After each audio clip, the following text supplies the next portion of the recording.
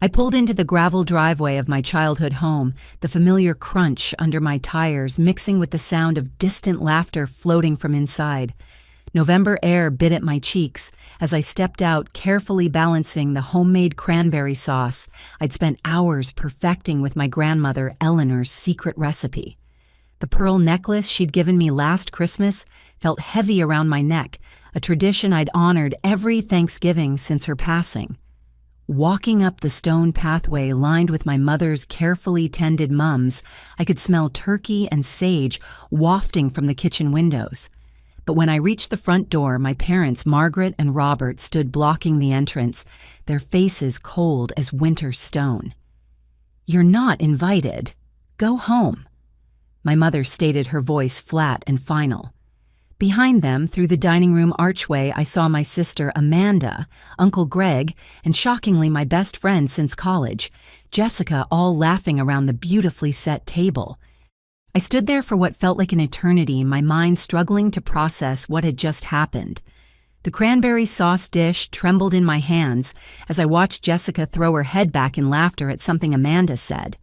My Uncle Greg raised his wine glass in some kind of toast, while my parents continued blocking my view like security guards protecting a crime scene.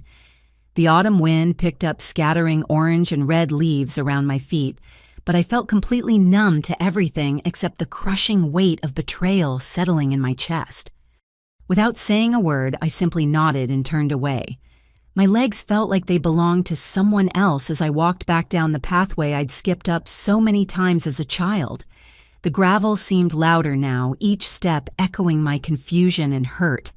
I placed the cranberry sauce on the roof of my car and fumbled with my keys, my hands shaking not from the cold, but from the shock of being cast out of my own family's Thanksgiving celebration. Sitting in my Honda Civic, I stared at the house where I'd grown up, where I'd learned to ride a bike in that very driveway, where I'd had my first kiss on the front porch swing. The warm yellow light spilling from the windows looked so inviting, so normal, yet I was locked out like a stranger. For the past month, something had felt off with my family. Phone calls that went to voicemail, text messages with short clipped responses, and the way my sister Amanda would quickly change the subject whenever I asked about holiday plans. I pulled out my phone and scrolled to a contact I'd hoped I'd never have to use, Thomas Bergen. I'd met him 3 months ago under circumstances I'd never imagined would become relevant to my own life. My finger hovered over his name for a moment before I pressed call. When he answered on the second ring, I spoke only 3 words that we'd rehearsed weeks earlier. "It's time now." I hung up and started my car, driving to the little coffee shop downtown where we'd agreed I would wait. Sitting in the corner booth by the window, I ordered a chamomile tea and tried to calm my nerves. The barista, a college kid with kind eyes, seemed to sense my distress and brought over an extra packet of honey without being asked. I wrapped my hands around the warm mug and waited, watching families walk by the window heading to their own Thanksgiving celebrations. Exactly 20 minutes later, my phone lit up like a Christmas tree.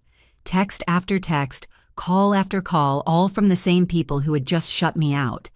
First came Amanda's voice, shrill and panicked, through the speaker. "Helene, what did you do? There are federal agents at the house. What did you tell them?" Her words tumbled over each other in a way I'd never heard before, desperate and afraid. Then Uncle Greg's number flashed on the screen. His usually booming, confident voice was reduced to a whisper. "Helene, sweetie, I think there's been some kind of misunderstanding. We need to talk. Please call me back immediately." The panic in his tone was unmistakable, completely different from the jovial man I'd seen toasting just an hour earlier. My mother's call came next, and for the first time in months, she sounded like she actually wanted to talk to me.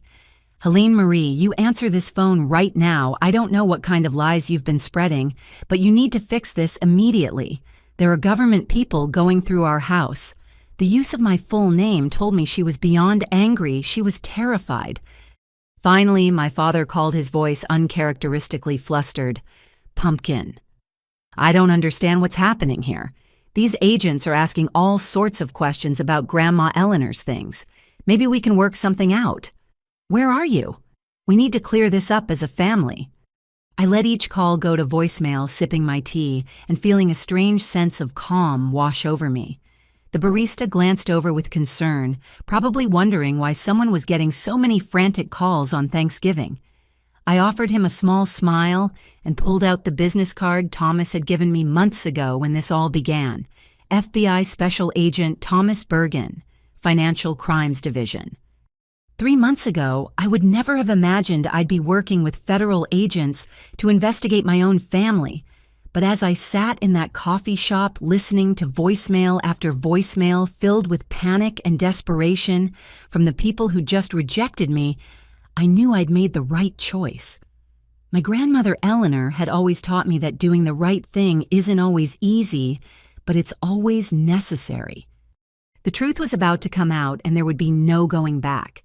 3 months earlier, I'd been sitting in this exact same coffee shop but under completely different circumstances. I just finished cleaning out my grandmother Eleanor's house, a task that fell to me as the executor of her estate. It should have been a simple job organizing papers and preparing the house for sale, but what I found in her filing cabinet changed everything I thought I knew about my family. Eleanor had always been meticulous with her records. Every receipt, every bank statement, every insurance document was filed in perfect chronological order. But as I worked through the papers, pieces started missing from the puzzle. Stock certificates that should have been worth thousands were nowhere to be found. Her jewelry collection, which she'd cataloged with photos and appraisals, had significant gaps. Bank statements showed withdrawals she couldn't have made from her nursing home bed. The deeper I dug, the more disturbing the picture became. Someone had been systematically stealing from my grandmother for over a year before her death.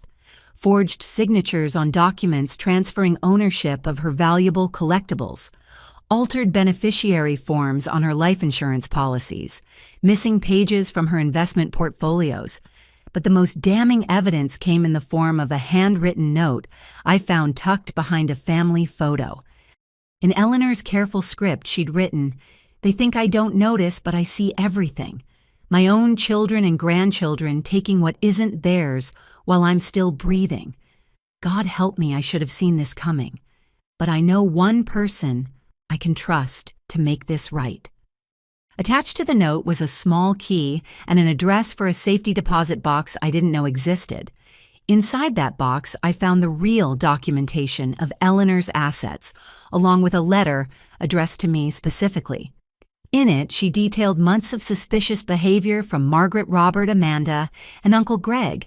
She'd noticed items disappearing from her house during their visits. She'd caught Amanda going through her jewelry box when she thought Eleanor was asleep. She'd overheard Robert and Uncle Greg discussing the value of her antique furniture in hushed tones. But what broke my heart the most was Eleanor's description of how they'd gradually isolated her from friends and other family members, convincing her that she was becoming forgetful and paranoid when she questioned missing items. They'd gaslit their own mother and grandmother, making her doubt her own memory while they robbed her blind. The letter went on to explain that Eleanor had been pretending to be more confused than she actually was, gathering evidence of their theft. She'd even started hiding small recording devices around her house, documenting conversations where family members discussed their plans to divide up her possessions before she was even gone. The recordings were stored in a second safety deposit box, along with original documents they'd thought they'd successfully altered or destroyed. Reading Eleanor's words, I felt sick to my stomach. The people I'd trusted and loved my entire life had been systematically abusing and stealing from a helpless elderly woman. My own parents, my sister, my uncle all working together in a conspiracy that would have made Eleanor's final years a living nightmare of confusion and betrayal. But Eleanor's letter didn't end there. She'd suspected that after her death, they would try to pin the missing assets on me, the estate executor. She'd overheard discussions about how they would claim I'd been stealing from her, using my access to her accounts and properties to cover their own crimes. They were planning to frame their own daughter and granddaughter to avoid consequences for their theft. That's when I knew I couldn't handle this alone. Eleanor's letter included contact information for a lawyer she'd consulted secretly, who in turn connected me with Thomas Bergen. The FBI had been investigating a pattern of family financial abuse cases, and Eleanor's situation fit perfectly into their ongoing investigation. For 3 months, I'd been working undercover with federal agents gathering additional evidence and documenting my family's ongoing efforts to cover their tracks. Every family dinner, every casual conversation, every interaction had been secretly recorded as I watched people I loved plan to destroy my life to protect themselves. The hardest part was pretending everything was normal while knowing the truth, smiling at family gatherings while my parents discussed how to handle the Helene situation in private, hugging my sister while she lied to my face about Eleanor's missing jewelry, laughing with Uncle Greg while he sold off antiques that weren't his to sell.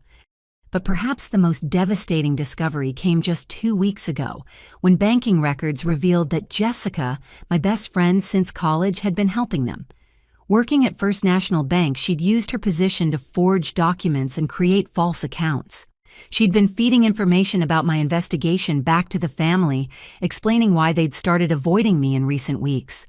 The woman I'd trusted with my deepest secrets, who I'd considered closer than my own sister, had been betraying me to protect criminals. Sitting in that coffee shop now, listening to their panicked voicemails, I felt a strange mix of vindication and sadness.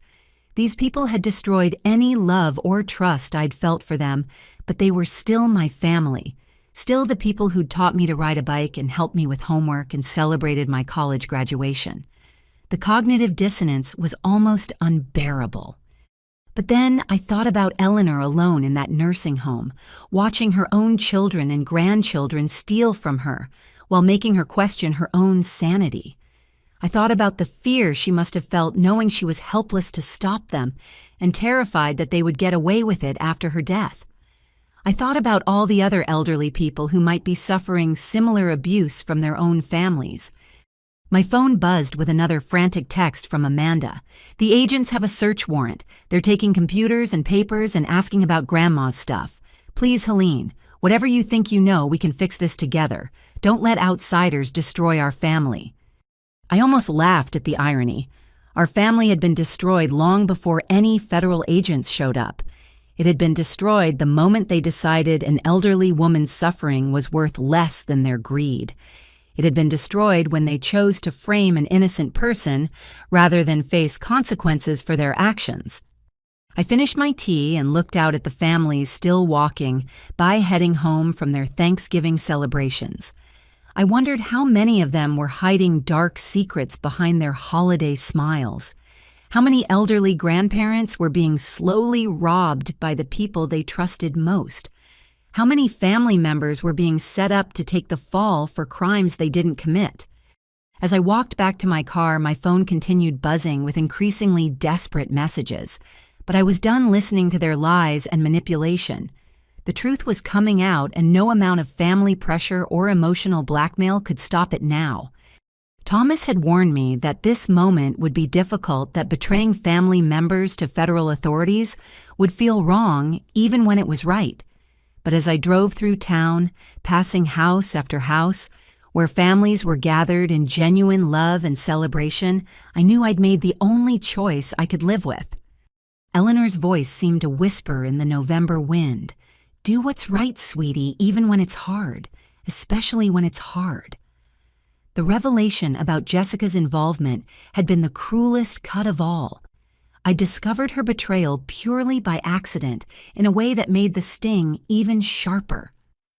2 weeks earlier, Thomas had called with banking records that showed suspicious activity on several accounts connected to Eleanor's estate. As he read off the employee identification numbers for the transactions, one stood out immediately: Jessica's employee number from First National Bank. Jessica and I had been inseparable since our sophomore year at State University. We'd been roommates, study partners, maid of honor at each other's weddings, and support systems through divorces. She was the person I called when I got promoted at work, the shoulder I cried on when my marriage fell apart, the friend who brought soup when I was sick. For 15 years, she'd been the most constant relationship in my life. When I first started noticing problems with Eleanor's estate, Jessica was the first person I'd confided in. Sitting in her kitchen over coffee, I'd shared my concerns about missing documents and unexplained financial transactions. She'd listened sympathetically, offering comfort and advice about dealing with family stress during grief. She'd even suggested I might be overthinking things, that grief could make people see problems that weren't really there. Looking back now, I could see how carefully she'd managed those conversations. She'd never directly discouraged me from investigating, but she'd planted subtle seeds of doubt about my suspicions. She'd reminded me how much my family loved Eleanor, how grief could cloud judgment, how complex estates could seem suspicious when they were actually just disorganized. She'd been so supportive and caring, I'd never questioned her motives. But the banking records told a different story. Jessica had been helping my family create false accounts and forged documents for over 6 months. Her position at the bank gave her access to systems and processes that made their fraud possible. She'd created accounts under slightly altered versions of Eleanor's name, processed fake transactions, and even helped them establish false identities for selling stolen property. When Thomas showed me the evidence, I felt physically sick. Screenshots of transactions Jessica had processed, copies of documents bearing her digital signature security camera footage of her meeting with my father and uncle at the bank after hours. The woman I'd trusted more than anyone in the world had been systematically helping my family steal from my grandmother and planned to frame me for their crimes. But the betrayal went deeper than just the financial fraud. The records showed that Jessica had been reporting back to my family about every conversation we'd had regarding the estate. When I'd told her about finding discrepancies in Eleanor's jewelry inventory, she'd immediately called Amanda. When I'd mentioned concerns about forged signatures, she'd warned my parents to be more careful. When I'd shared my plan to hire a lawyer to help sort through the estate complications, she'd given them advance notice to prepare their stories. For months, Jessica had been playing both sides, comforting me while undermining my investigation, offering friendship while plotting my downfall. Every heartfelt conversation, every moment of vulnerability, every time I'd trusted her with my fears and concerns, she'd been gathering intelligence for people who wanted to destroy me. The surveillance recordings Thomas played for me were even more damaging. Hidden cameras in the bank showed Jessica coaching Amanda on how to forge Eleanor's signature. Audio recordings captured her giving advice on how to alter documents without leaving obvious traces. In one particularly damning conversation, she'd laughed about how clueless I was and how easy it had been to manipulate my trust. Perhaps worst of all, the recordings revealed that Jessica had been the one to suggest framing me for the theft. In a conversation with my parents and Uncle Greg, she'd outlined exactly how they could use my position as a estate executor to make it look like I'd been stealing from Eleanor. She'd provided details about banking procedures and documentation that would make their frame job more convincing. She'd even offered to testify against me if necessary, claiming I'd asked her to help me access Eleanor's accounts illegally. Learning about Jessica's betrayal had been like losing my family all over again. At least with my parents and sister, I could understand greed as a motive, twisted as it was. But Jessica wasn't inheriting anything from Eleanor's estate. She wasn't even particularly close to my family before all this started. Her betrayal seemed motivated by nothing more than the thrill of deception and the satisfaction of wielding power over someone who trusted her completely. In the weeks since discovering her involvement, I'd had to continue pretending our friendship was normal while knowing she was actively working to destroy my life. Every text message, every phone call, every casual conversation had been an exercise in emotional self-control. When she'd suggested we spend Thanksgiving together, if my family plans fell through, I'd almost broken character and confronted her on the spot. But Thomas had convinced me to maintain the facade a little longer, feeding Jessica false information to see how quickly it would reach my family. We'd set up several tests sharing fake concerns about my investigation or false plans for handling the estate. Within hours of each conversation with Jessica, my family would adjust their behavior in ways that proved she was still reporting everything back to them. The night before Thanksgiving, Jessica had called to check on my plans, her voice full of fake concern about the tension she claimed to notice in my family. "You seem really stressed about all this estate stuff," she'd said with practiced sympathy. "Maybe you should consider that your family might be right about some things. Sometimes grief makes us suspicious of the people who love us most." As I sat in the coffee shop now watching my phone blow up with panicked calls from my family, Jessica's number appeared on the screen. I could only imagine the conversation happening in my childhood home with federal agents seizing evidence, while Jessica realized her carefully constructed deception was crumbling around her. I let her call go to voicemail, then listened to her message with a mixture of satisfaction and sadness. "Helene, honey, I just heard something crazy from Amanda about federal agents at your parents' house. I'm sure it's all just a misunderstanding, but if you need anything, I'm here for you. Call me back as soon as you get this. We'll figure this out together just like we always do." Even facing exposure and arrest, Jessica was still trying to manipulate me, still playing the role of concerned friend, while probably scrambling to destroy evidence or plan her own escape. The audacity of it was almost impressive if it weren't so completely heartless. But I was done being manipulated by people who claimed to love me. I was done being the naive, trusting fool who believed family and friendship meant something more than opportunities for exploitation. Thomas had taught me that the best revenge against betrayers isn't anger or hatred, but simply letting them face the consequences of their own choices. Jessica had chosen to betray 15 years of friendship for money and excitement. My family had chosen to abuse and steal from an elderly woman who'd loved and trusted them. They'd all chosen to try to frame an innocent person rather than face responsibility for their crimes. Now they would all face the consequences of those choices, and no amount of fake concern or family loyalty could save them from the truth they'd tried so hard to hide. By the time I drove back toward my parents' house, the scene looked like something from a crime drama.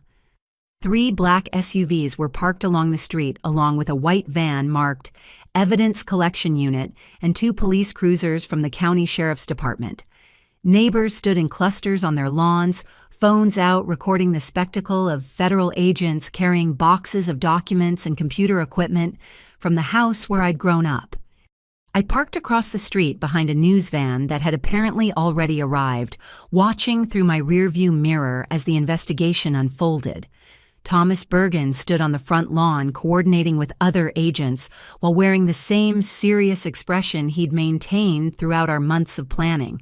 He was exactly what you'd expect an FBI agent to look like, tall and professional in a dark suit, but his eyes held the kind of compassion that had made me trust him from our first meeting. The front door of my childhood home stood wide open, agents moving in and out with evidence bags and document boxes. Through the windows, I could see more agents photographing rooms and seizing electronics. The dining room where I'd been excluded just hours earlier was now full of strangers documenting what they'd find there. The irony wasn't lost on me that the family who'd shut me out was now being invaded by people I'd invited in. My father, Robert, stood on the front porch, his face pale and confused, as he watched his life being dismantled by federal investigators. He kept running his hands through his graying hair, a nervous habit I remembered from my childhood whenever he was deeply troubled. My mother, Margaret, sat in a lawn chair someone had brought outside, her carefully applied makeup streaked with tears as she clutched her purse like a shield. Amanda was the most dramatic of all, collapsed on the grass near the driveway, sobbing hysterically, while an agent stood nearby taking notes. Her designer dress, the one she'd worn to look perfect for Thanksgiving photos, was now grass-stained and wrinkled from her emotional breakdown. Uncle Greg was nowhere to be seen, but I noticed agent movement around his pickup truck parked behind the house. As I watched, Jessica's silver sedan pulled up to the curb, and she stepped out looking panicked and disheveled. She'd clearly rushed over from wherever she'd been when the news broke, her hair messy and her clothes thrown on hastily. She ran toward the house, but an agent intercepted her showing his badge and apparently explaining that this was now a crime scene. I could see her gesturing frantically, pointing toward the house and probably claiming some relationship that would give her access. The agent escorted Jessica back toward the street, and that's when she spotted my car. For a moment, our eyes met across the distance, and I saw her face cycle through confusion, hope, and finally dawning realization. She started walking toward me, but I quickly started my engine and drove away before she could reach me. In my rearview mirror, I saw her standing in the middle of the street, looking lost and abandoned as the full weight of her situation began to sink in. I drove to a nearby park and called Thomas on the secure phone he'd given me months earlier. "How's it going?" I asked, surprised by how calm my own voice sounded. "Better than expected," he replied, and I could hear papers shuffling in the background. "We've already found most of what we were looking for, plus some things we didn't expect. Your family wasn't very good at hiding evidence, and your friend Jessica apparently kept detailed records of every transaction she helped process. It's like they wanted to get caught." "What happens now?" I asked, watching families play at the park playground, their normal Thanksgiving continuing, while my world was being completely rewritten just a few miles away. "We'll spend the rest of today processing what we've collected, then start making arrests tomorrow morning. The evidence is overwhelming, Helene.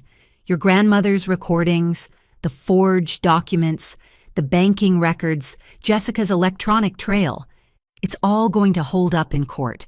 You did the right thing, and you gave us everything we needed to get justice for Eleanor and prevent them from framing you." As we talked, Thomas explained some of what they'd discovered during the search. Hidden in my mother's bedroom, agents had found a lockbox containing Eleanor's original jewelry items my family had reported as lost or stolen months earlier. In Uncle Greg's truck, they'd discovered altered titles for antiques he'd already sold, along with a notebook detailing which pieces he planned to steal next. But the most significant discovery had come from Amanda's laptop computer. Despite thinking she'd deleted everything, digital forensic specialists had recovered extensive email conversations between family members planning the theft and discussing how to frame me for their crimes. The electronic evidence painted a picture of a carefully coordinated conspiracy that had been in planning for over a year. "There's something else," Thomas said, his voice taking on a more serious tone. "We found evidence that this isn't their first time doing something like this. There are references in some of the communications to a previous incident involving your uncle's father-in-law about 5 years ago.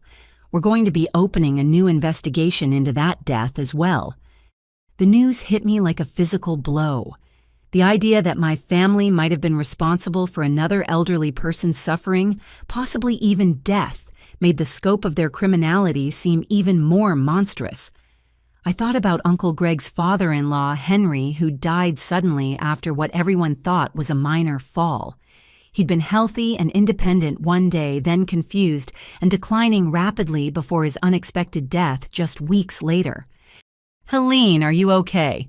Thomas's voice brought me back to the present. "I think so." I said, though, I wasn't entirely sure that was true. It's just hard to believe people I've known my whole life could be capable of this kind of thing. And now to think there might be other victims. "That's exactly why what you did was so important," Thomas replied. "People like this don't stop on their own. They escalate, they find new victims, they get bolder with each success. Your courage in coming forward probably saved other families from going through what you and Eleanor experienced." After hanging up with Thomas, I sat in my car watching children play on swings and slides, their laughter carried on the crisp November air. Their parents watched from benches, probably discussing holiday plans and family gatherings, completely unaware that just a few miles away a family was being torn apart by greed and betrayal. I thought about all the Thanksgivings I'd spent in that house, all the memories that were now forever tainted by knowledge of what my family was truly capable of. The dining room where we'd shared countless meals was the same place where they'd planned to destroy my life. The kitchen where my mother had taught me to cook was where she'd discussed forging documents and stealing from her own mother. But as painful as these realizations were, I felt something else beginning to grow in my chest, a sense of liberation. For months, I'd been carrying the weight of terrible knowledge, pretending everything was normal, while knowing my family was planning my destruction.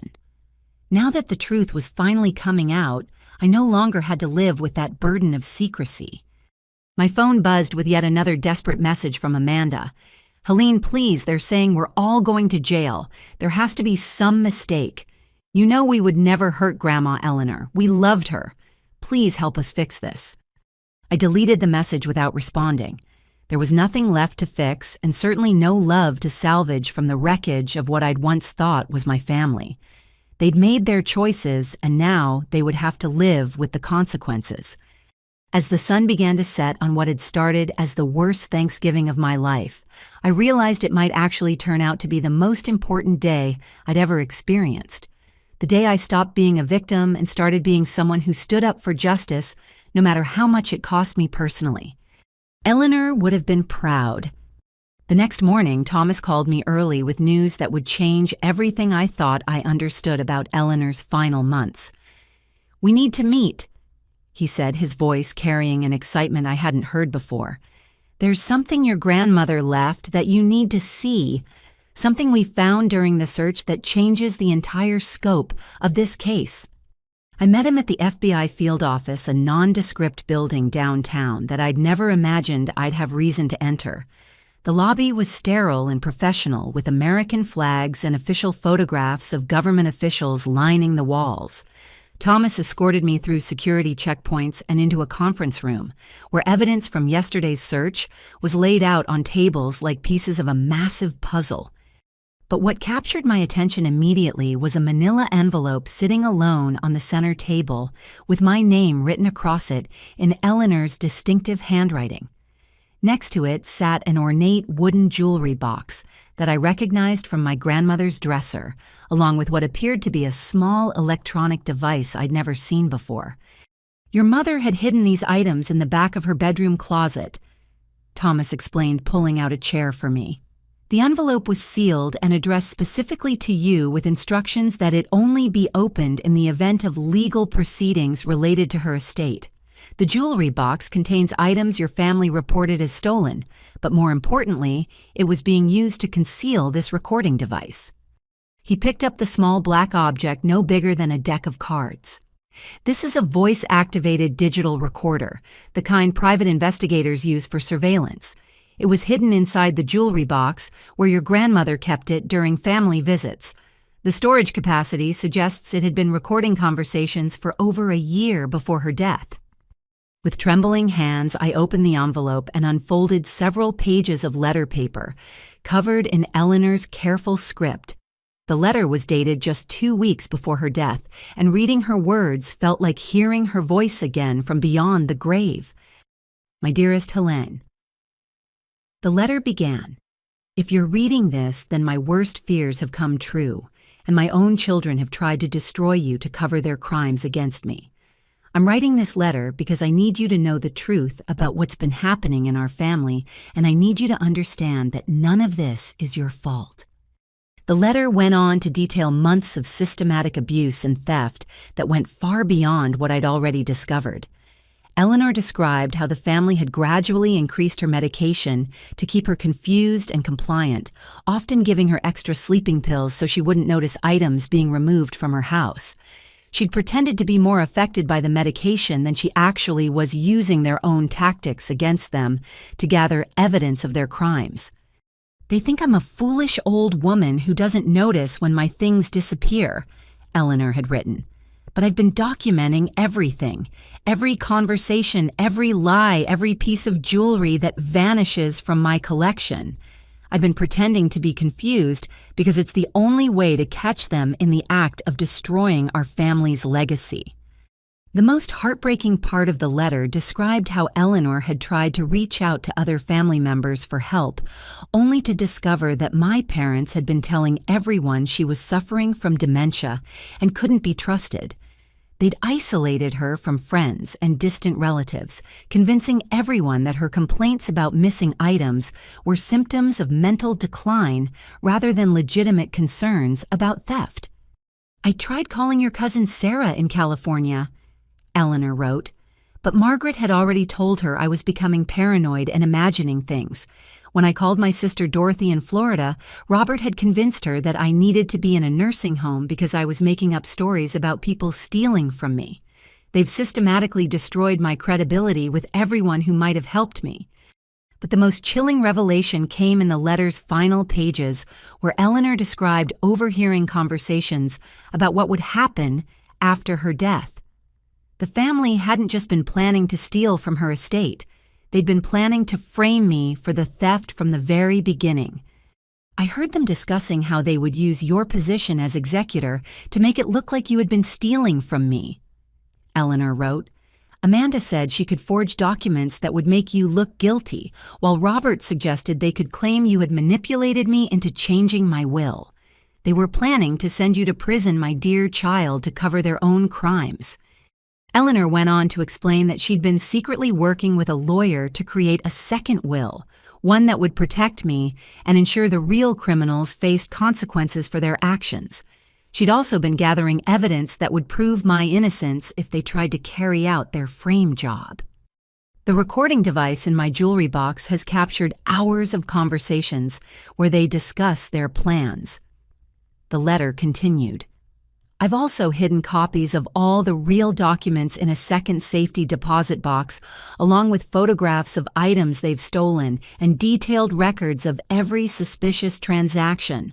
Everything you need to prove the truth is waiting for you." But perhaps the most touching part of the letter was Eleanor's explanation of why she'd chosen me as her executor, despite knowing it would put me in danger. "I chose you because you're the only one in this family who still has integrity," she wrote. "You're the only one who visits me because you love me, not because you want something from me. You're the only one who listens when I talk instead of just waiting for me to die so you can take my things. If anyone can ensure that justice is served and that my real wishes are honored, it's you."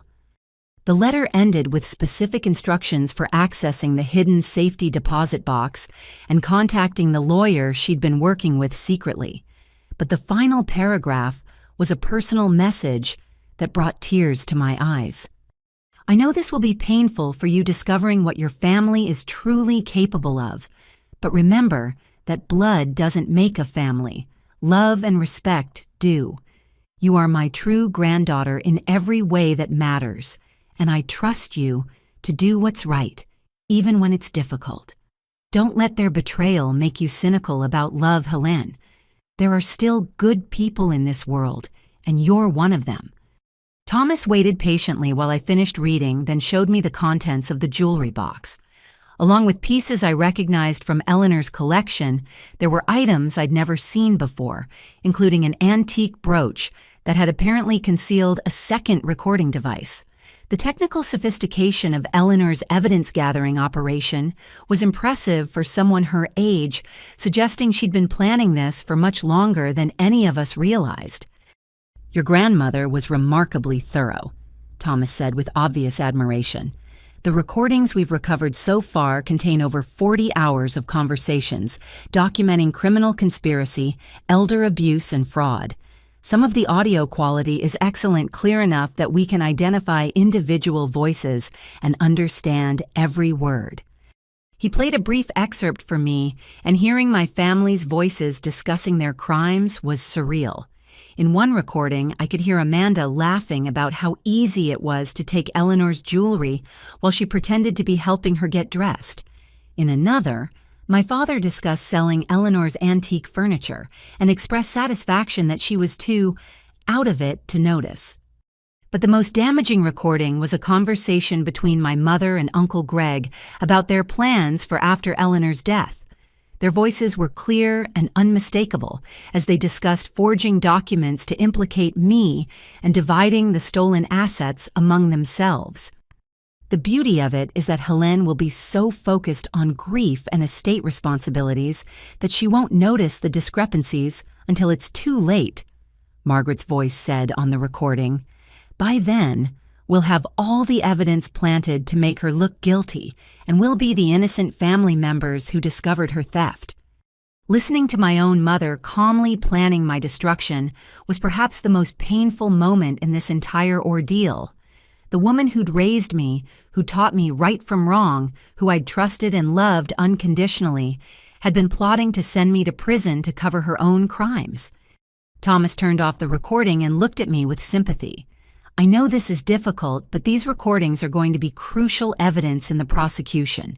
Your grandmother essentially built the entire case for us, documenting criminal behavior that would have been almost impossible to prove otherwise."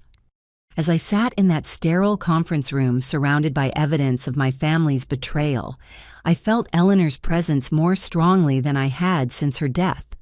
She'd known she was dying, but she'd spent her final months not just protecting herself, but protecting me from people who claimed to love us both.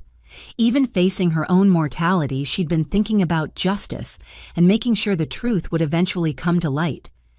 The realization that Eleanor had endured months of abuse while secretly fighting back filled me with a mixture of grief and admiration.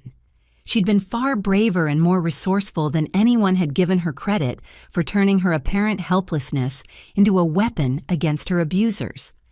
But more than anything, I felt grateful that she'd trusted me enough to make me part of her plan for justice. Even from beyond the grave, Eleanor was still teaching me about courage, integrity, and the importance of standing up for what's right regardless of the personal cost. The evidence she'd gathered would ensure that her abusers faced consequences for their crimes, and that I would be protected from their attempts to frame me. But perhaps most importantly, her final message reminded me that love and family aren't about blood relationships, but about the people who stand by you when everything falls apart. Eleanor had been more than my grandmother.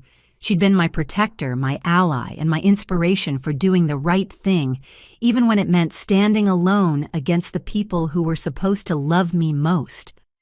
Thomas led me to a smaller room equipped with professional audio equipment where a technician named Marcus was organizing and cataloging the recordings Eleanor had secretly made. Dozens of small digital files were displayed on computer screens, each one labeled with dates and brief descriptions of the content. The sheer volume of evidence was overwhelming, representing months of careful documentation by a woman everyone thought was too confused to notice what was happening around her.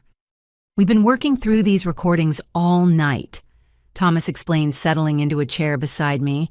"Your grandmother was incredibly systematic about this. She didn't just record randomly. She targeted specific conversations and family gatherings where she suspected criminal activity would be discussed." Marcus pulled up the first recording dated 8 months before Eleanor's death. The audio quality was surprisingly clear, capturing a conversation that had taken place in Eleanor's living room during what was supposed to be a casual family visit. "This one features your parents and Uncle Greg discussing the initial phases of their plan," Marcus said, adjusting the volume. "Listen carefully to how they talk about Eleanor. It's clear they view her as an obstacle rather than a family member." The recording began with the sound of chairs scraping across hardwood floors and casual conversation about weekend plans. But within minutes, the tone changed dramatically as my family members moved from pleasantries to planning criminal activity. "The old woman is getting suspicious about the missing stock certificates," Uncle Greg's voice said with obvious irritation. "She asked me yesterday where the IBM shares went, claimed she couldn't find them in her files." "We need to be more careful about what we take and when," my father replied. "Maybe space things out more so she doesn't notice patterns. Or we could increase her evening medication," my mother suggested in a tone so casual she might have been discussing the weather. "Dr. Williams said the sleeping pills can cause memory issues. If she's more confused, she won't notice missing items as quickly." The callousness in their voices was shocking. They were discussing drugging an elderly woman to facilitate their theft, treating Eleanor's well-being as nothing more than an inconvenience to their criminal enterprise. But the conversation got even worse as they began discussing long-term plans.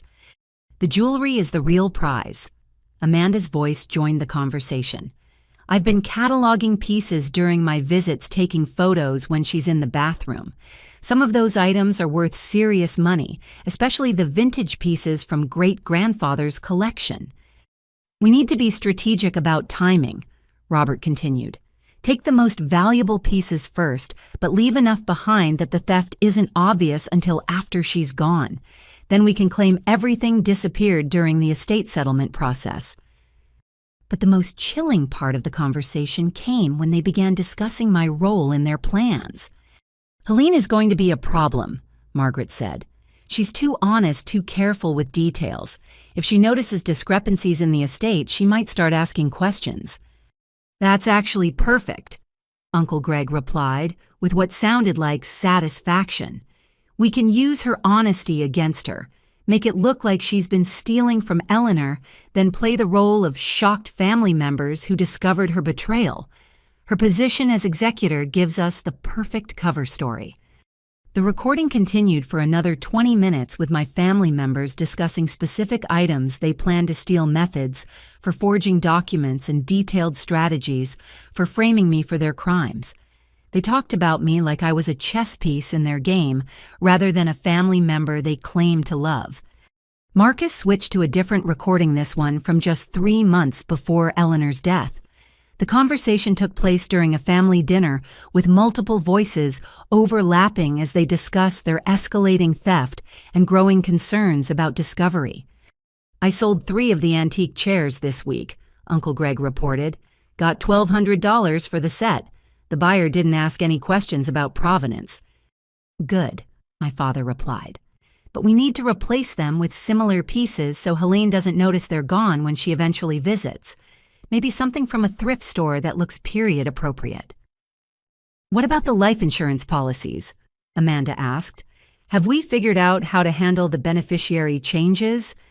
"Jessica is working on that," my mother answered, and hearing my best friend's name in this context made my stomach lurch. "She says she can process the paperwork at the bank without leaving obvious traces. Eleanor's signature is easy to forge since her handwriting has gotten shaky." The casual mention of Jessica's involvement confirmed that her betrayal had been planned from the beginning, not something she'd stumbled into later.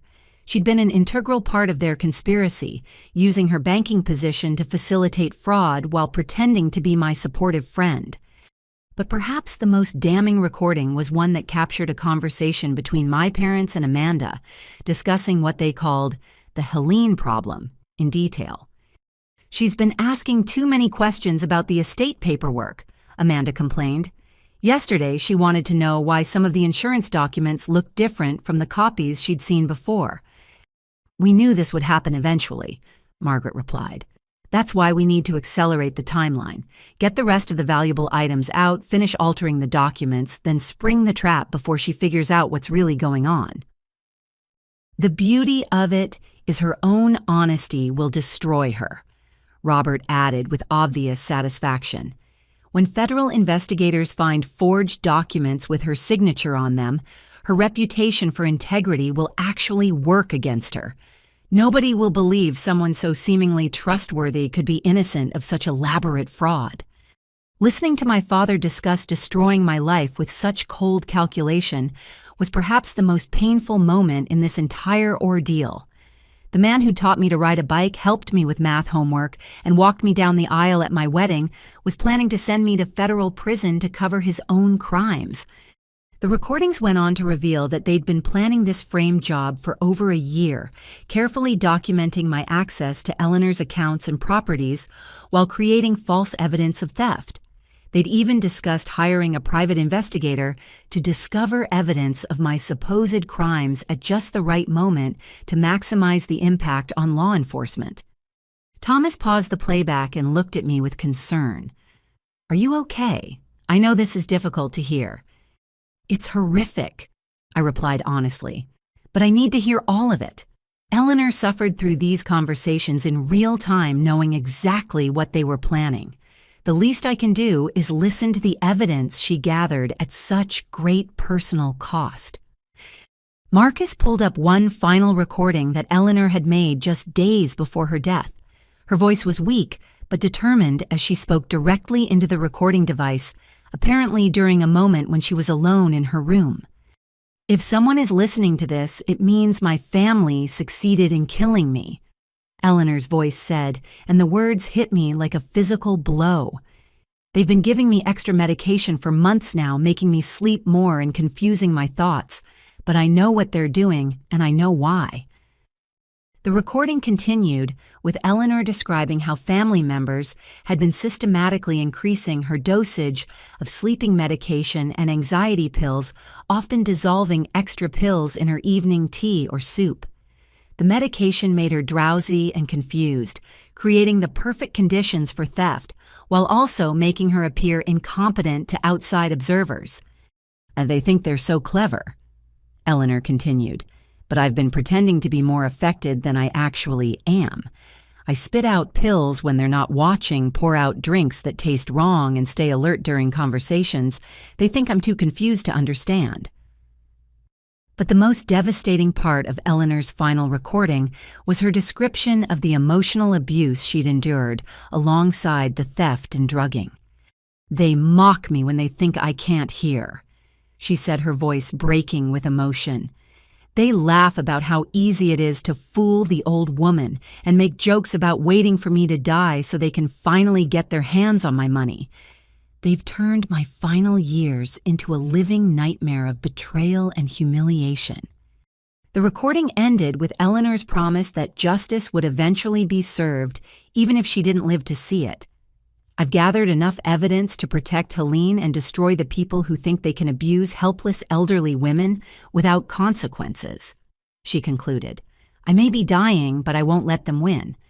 As the audio ended, the room fell silent except for the quiet hum of electronic equipment. I sat there processing the full scope of my family's crimes, which went far beyond simple theft to include elder abuse, drugging, fraud, conspiracy, and attempted murder through medication overdose. Thomas broke the silence gently. "Helene, based on these recordings and the other evidence we've gathered, we have enough to file federal charges against everyone involved. This case is going to result in significant prison sentences for your family members and Jessica." I nodded, feeling a complex mixture of grief, anger, and determination. Eleanor had endured months of abuse and died knowing her own family was slowly killing her, but she'd also ensured that her suffering wouldn't be in vain. Her evidence would not only clear my name, but also prevent these people from hurting anyone else. "What's the next step?" I asked. "Tomorrow morning we start making arrests," Thomas replied. "And thanks to your grandmother's courage and preparation, we have everything we need to ensure that justice is finally served." I woke up early the next morning to the sound of my phone buzzing with a text from Thomas. "It's happening now. Stay safe and don't answer calls from family members until we're done." I made coffee and tried to focus on normal activities, but my mind kept drifting to what was unfolding across town at the houses and workplaces of people I'd once considered my closest family and friends. The first arrest happened at 6 in the morning at my parents' house. Thomas called me with updates as the operation progressed, describing how federal agents had surrounded the property before sunrise to prevent any attempts to flee or destroy evidence. My father, Robert, had answered the door in his bathrobe, apparently believing the early morning visitors were delivering packages until Agent Sarah Martinez identified herself and began reading him his rights. "Your father's reaction was interesting," Thomas told me during our first check-in call. He immediately asked if this was about Eleanor's estate, which essentially confirmed his knowledge of criminal activity before we even started questioning him. Most innocent people would ask why federal agents were at their door, not immediately reference a specific potential crime.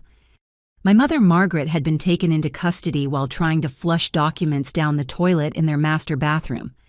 Agents had secured the house before making contact, so they witnessed her desperate attempt to destroy evidence through surveillance equipment. The documents she'd been trying to destroy turned out to be forged insurance papers and altered banking forms, exactly the kind of evidence that would have been crucial for their planned frame job against me. Uncle Greg's arrest had been more dramatic. Federal agents had surrounded his house just as he was loading suitcases into his pickup truck, apparently planning to flee town before the investigation could reach him. When agents approached, he'd tried to run through his backyard but had been tackled by Agent Johnson near the property fence. The suitcases contained over $30,000 in cash, Eleanor's jewelry, and a notebook detailing plans to establish a new identity in another state. But perhaps the most satisfying arrest was Amanda's. Federal agents had waited for her at her workplace, a high-end marketing firm downtown, timing the arrest for maximum visibility among her colleagues and clients. According to Thomas, she'd been in the middle of a presentation to important clients when agents entered the conference room and formally placed her under arrest for elder abuse, fraud, and conspiracy. She tried to claim it was all a misunderstanding, Thomas reported with obvious amusement, kept insisting she was innocent while her clients and co-workers watched federal agents escort her out in handcuffs. Her professional reputation is definitely finished, regardless of how the legal proceedings turn out. The final arrest was Jessica's, and in many ways it was the most satisfying of all. Federal agents had coordinated with bank security to arrest her at First National during the morning rush when the lobby was full of customers and employees. She'd been helping an elderly client with his accounts when agents approached her teller window and announced she was under arrest for banking fraud and conspiracy. Thomas described how Jessica had initially tried to maintain her innocent facade, expressing confusion and asking what was happening, as if she had no idea why federal agents might want to speak with her. But when Agent Martinez began reading specific charges related to forged documents and fraudulent accounts, Jessica's composure had cracked completely. She broke down crying in the middle of the bank lobby, Thomas told me. Started babbling about how it wasn't her idea and how your family had pressured her into helping them. Classic criminal behavior, trying to blame everyone else the moment they're caught. By noon, all 5 conspirators were in federal custody, each being held without bail due to flight risk concerns evidenced by Uncle Greg's attempted escape.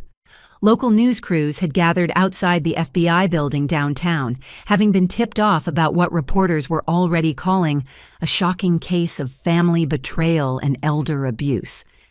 I spent the day at home watching news coverage that painted the story in broad strokes without revealing specific details that might compromise the prosecution. The local anchor described it as an investigation into alleged financial crimes targeting an elderly victim, and mentioned that multiple family members and associates had been arrested in connection with the case. But the most significant development came that afternoon when Thomas called with unexpected news about Amanda's behavior in custody. "Your sister is asking to make a deal," he said, and I could hear papers shuffling in the background. "She wants to cooperate fully in exchange for a reduced sentence. Her lawyer thinks she can provide information about additional crimes we haven't discovered yet." The prospect of Amanda turning against the rest of the family felt like poetic justice, given how eagerly they'd all planned to sacrifice me for their crimes. But I was also curious about what additional information she might have, especially given Eleanor's recordings suggesting this wasn't their first time targeting an elderly family member. What kind of additional information, I asked. She's claiming there were other victims, other elderly relatives who suffered similar abuse in previous years. She's also suggesting that some of the medications they were giving Eleanor might have directly contributed to her death, which could elevate some of the charges to negligent homicide or even murder. The possibility that my family had actually murdered Eleanor through medication overdose was a horrifying escalation of crimes I thought couldn't get any worse. But it also meant that Eleanor's death might finally be properly investigated, rather than dismissed as the natural passing of an elderly woman with health problems. That evening, I received a call from Detective Susan Walsh of the county coroner's office. She explained that based on information provided by Amanda during her interrogation, they were reopening the investigation into Eleanor's death and requesting permission to exhume her body for toxicology testing. "We have reason to believe your grandmother may have died from medication overdose rather than natural causes," Detective Walsh explained. If your family was systematically drugging her as alleged, there should be evidence in tissue samples that wasn't tested during the original autopsy. The thought of Eleanor's body being disturbed was painful, but I knew she would have wanted the complete truth to come out regardless of how difficult the process might be. If my family had murdered her, they needed to face consequences for that crime as well as their theft and fraud. "Do whatever you need to do," I told Detective Walsh. "Eleanor deserves justice for everything they did to her." As night fell, I sat in my living room processing the events of a day that had completely transformed my understanding of what was possible in terms of legal justice. Just 48 hours earlier, I'd been sitting in this same room, dreading a Thanksgiving dinner where I expected to face family tension and awkward conversations.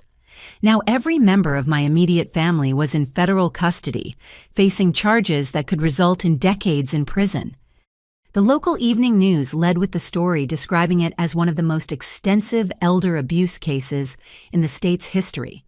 The anchor mentioned that the investigation was ongoing and that additional charges might be filed as authorities continued processing evidence and interviewing suspects.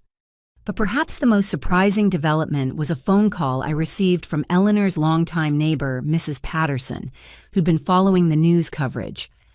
"I always knew something wasn't right," she told me with obvious satisfaction. "Your grandmother was sharp as a tack until those last few months when she suddenly seemed confused and tired all the time. I tried to check on her more often, but your parents told me she didn't want visitors anymore." Mrs. Patterson went on to describe suspicious activity she'd witnessed during Eleanor's final months, including family members removing furniture and boxes from the house, when Eleanor was supposed to be in the hospital for routine tests. She'd thought about reporting her concerns at the time, but had been assured by my parents that everything was normal and that Eleanor was just downsizing her possessions. "I should have trusted my instincts," Mrs. Patterson said with regret. "But they were so convincing about how concerned they were for her welfare. They made me feel like I was being nosy and intrusive for worrying about someone I'd known for 30 years. As I went to bed that night, I felt a strange sense of peace that I hadn't experienced in months. The terrible weight of secret knowledge was finally lifted, replaced by the satisfaction of knowing that Eleanor's abusers would face consequences for their crimes. Justice was being served, truth was coming to light, and the people who'd planned to destroy my life were now facing the destruction of their own. But perhaps most importantly, I felt Eleanor's presence more strongly than ever, as if she was finally at peace, knowing that her suffering hadn't been in vain, and that other potential victims would be protected from similar abuse. Tomorrow would bring new challenges as the legal process continued, but tonight I could sleep peacefully, knowing that the right side had won, and that love and integrity had ultimately triumphed over greed and betrayal. The next morning brought revelations that would expand the investigation far beyond what any of us had initially imagined. Thomas called me early with news that Amanda's cooperation had uncovered a network of elder abuse cases spanning multiple states and involving relatives I hadn't even considered as potential suspects.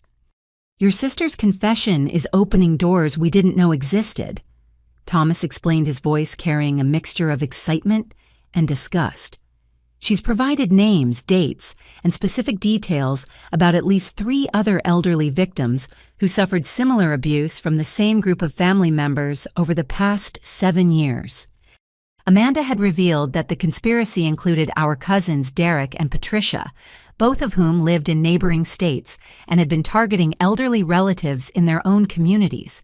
Derek, Uncle Greg's son, had been running a similar operation against his wife's grandfather in Ohio, while Patricia had been systematically robbing her elderly stepfather in Pennsylvania. But perhaps more shocking was Amanda's revelation that Eleanor's former caregiver, Sharon Williams, had been a key facilitator in the abuse rather than an innocent employee. Sharon had been stealing Eleanor's prescription medications and selling them while also providing inside information about Eleanor's daily routines and vulnerabilities to the family members planning their thefts. According to your sister, Sharon was filming Eleanor during vulnerable moments and using the footage to blackmail family members into giving her larger cuts of the stolen money. Thomas continued. She had recordings of your mother and uncle discussing their crimes, which she used as leverage to demand more payment for her silence.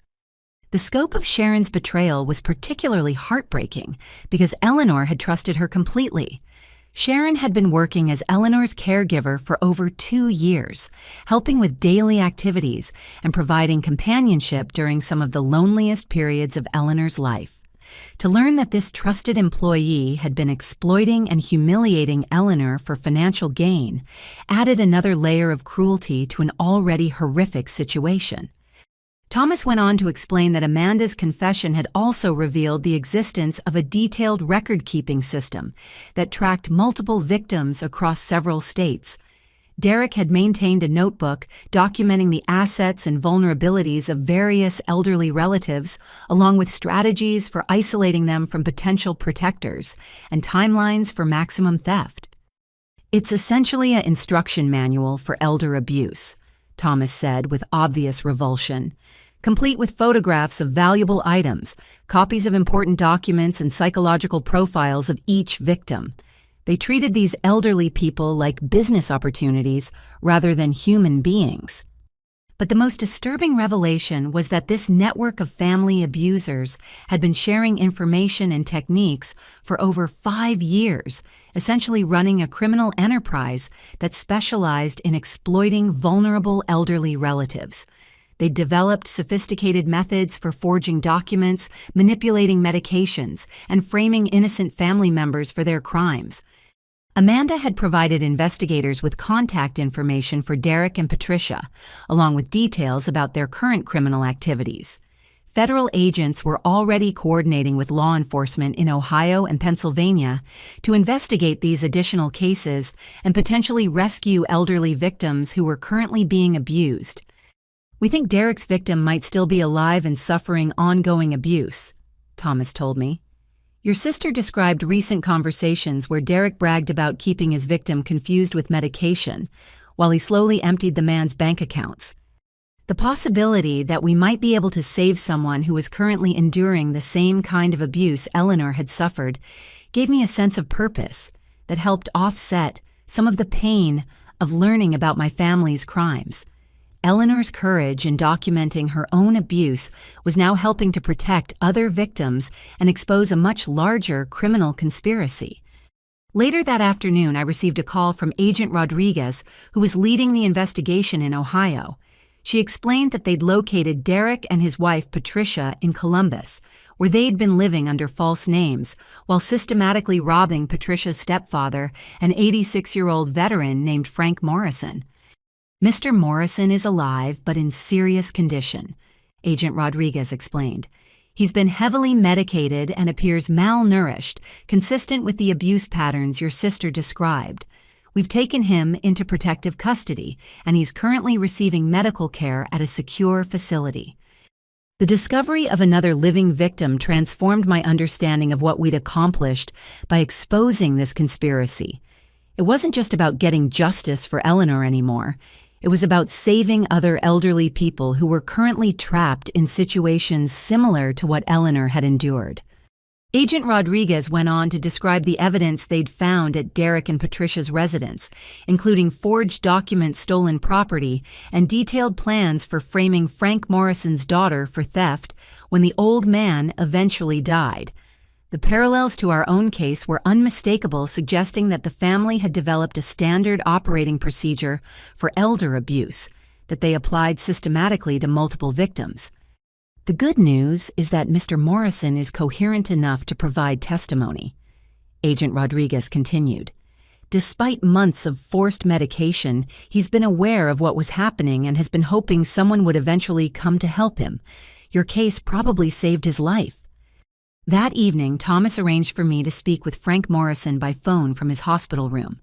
Despite his weakened condition, his voice was strong and clear as he thanked me for exposing the conspiracy that had trapped him in a nightmare of abuse and theft.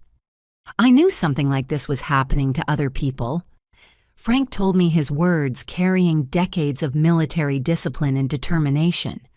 These criminals are like cancer, spreading from one victim to another until someone has the courage to stop them. Your grandmother would be proud of what you've done. Frank went on to describe his own experience with Derek and Patricia, which followed the same pattern Eleanor had endured: gradual isolation from friends and family, systematic theft of valuables, forced medication to maintain confusion, and plans to frame an innocent relative for the crimes. But Frank had been fighting back in his own way, secretly documenting abuse and hiding evidence whenever possible.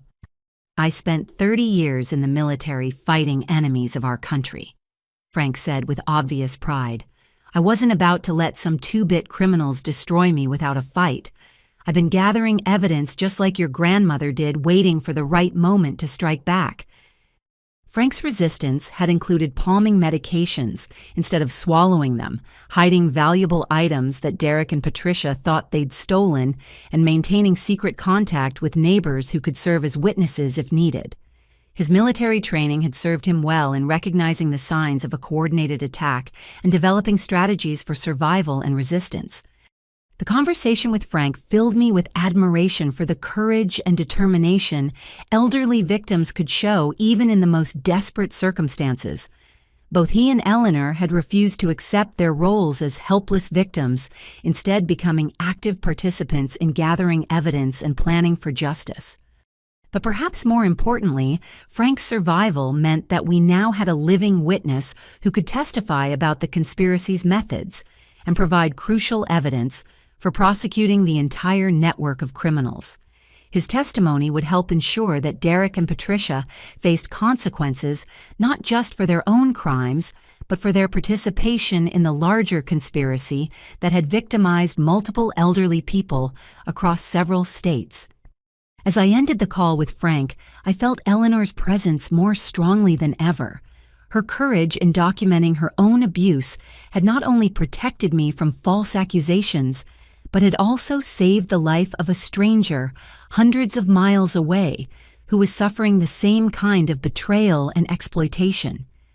The investigation was revealing that elder abuse by family members might be more common and more organized than anyone had previously realized.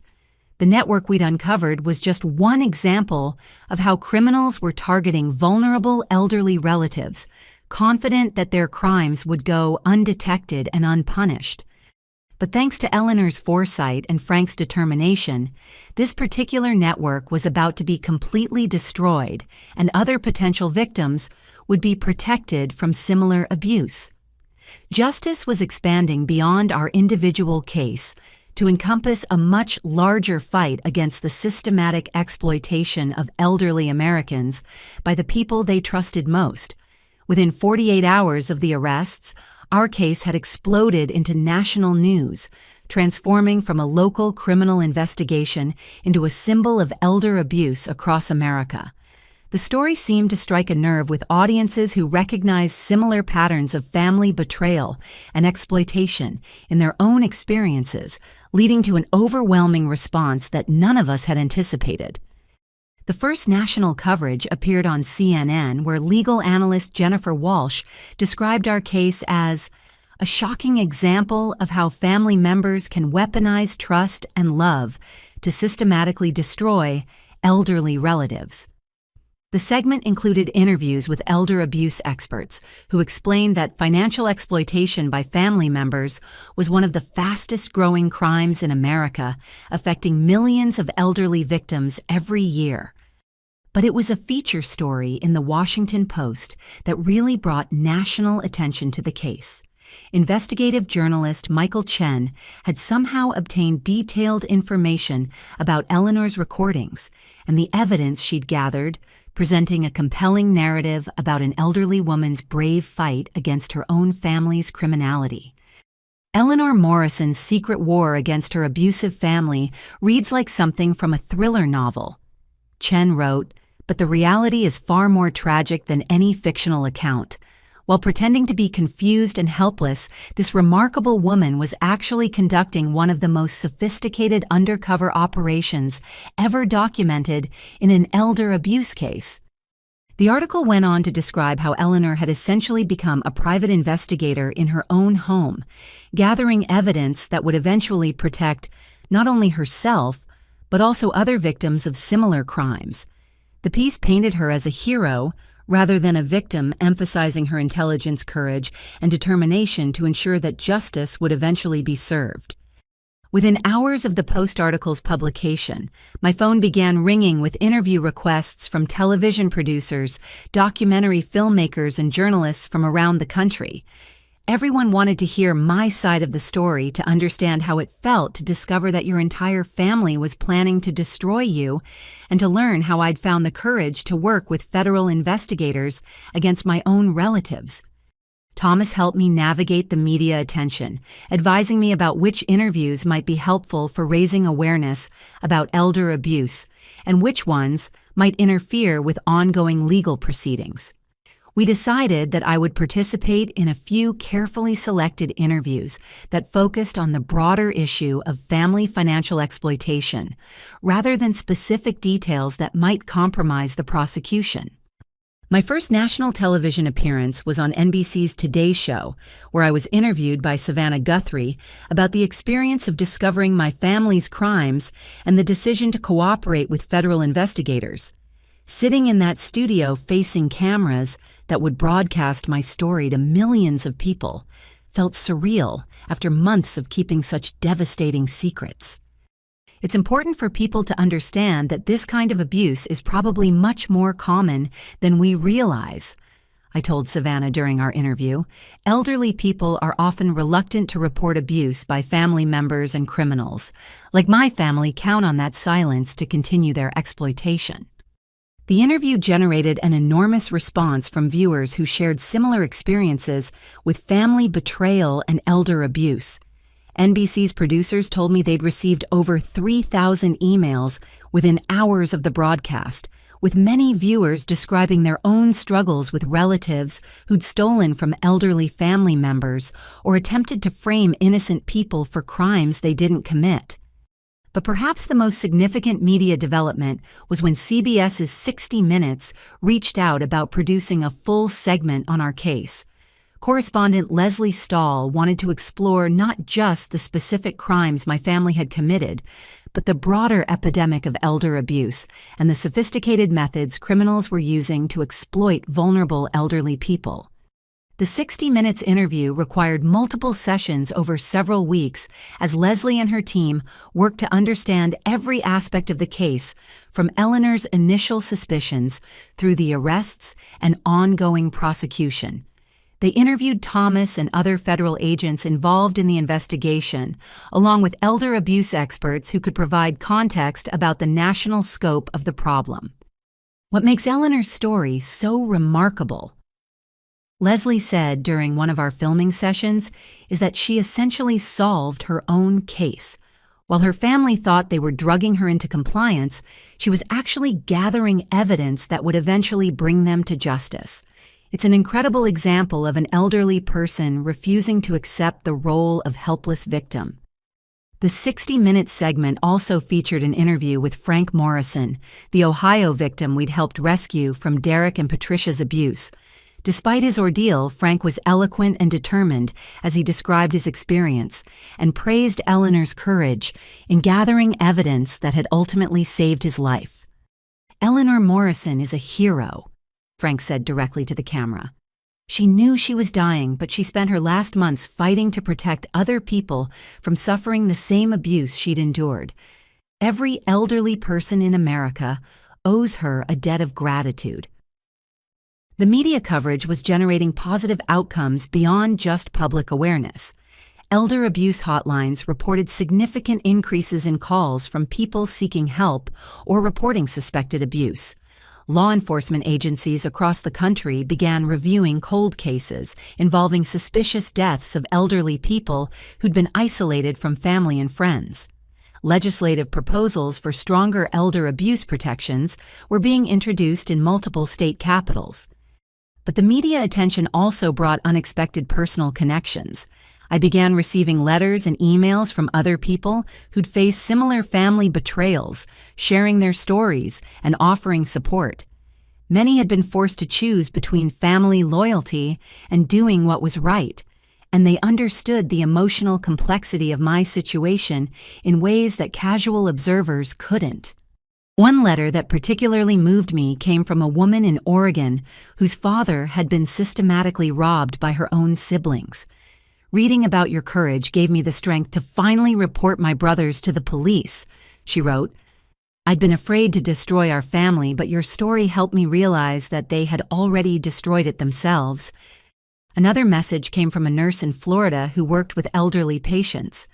"I see cases like Eleanor's all the time, but family members usually get away with it because victims are too afraid or confused to report the abuse," she explained. "Your grandmother's evidence gathering is inspiring other elderly people to fight back instead of accepting their fate as victims." The media attention was also having an impact on the legal proceedings. Thomas told me that the national coverage was making it easier to locate additional witnesses and evidence as people came forward with information about Derek and Patricia's crimes in other states. The public awareness was essentially crowdsourcing the investigation, with ordinary citizens providing tips that helped law enforcement agencies across multiple jurisdictions. Perhaps most importantly, the media coverage was honoring Eleanor's memory in a way that I knew would have made her proud.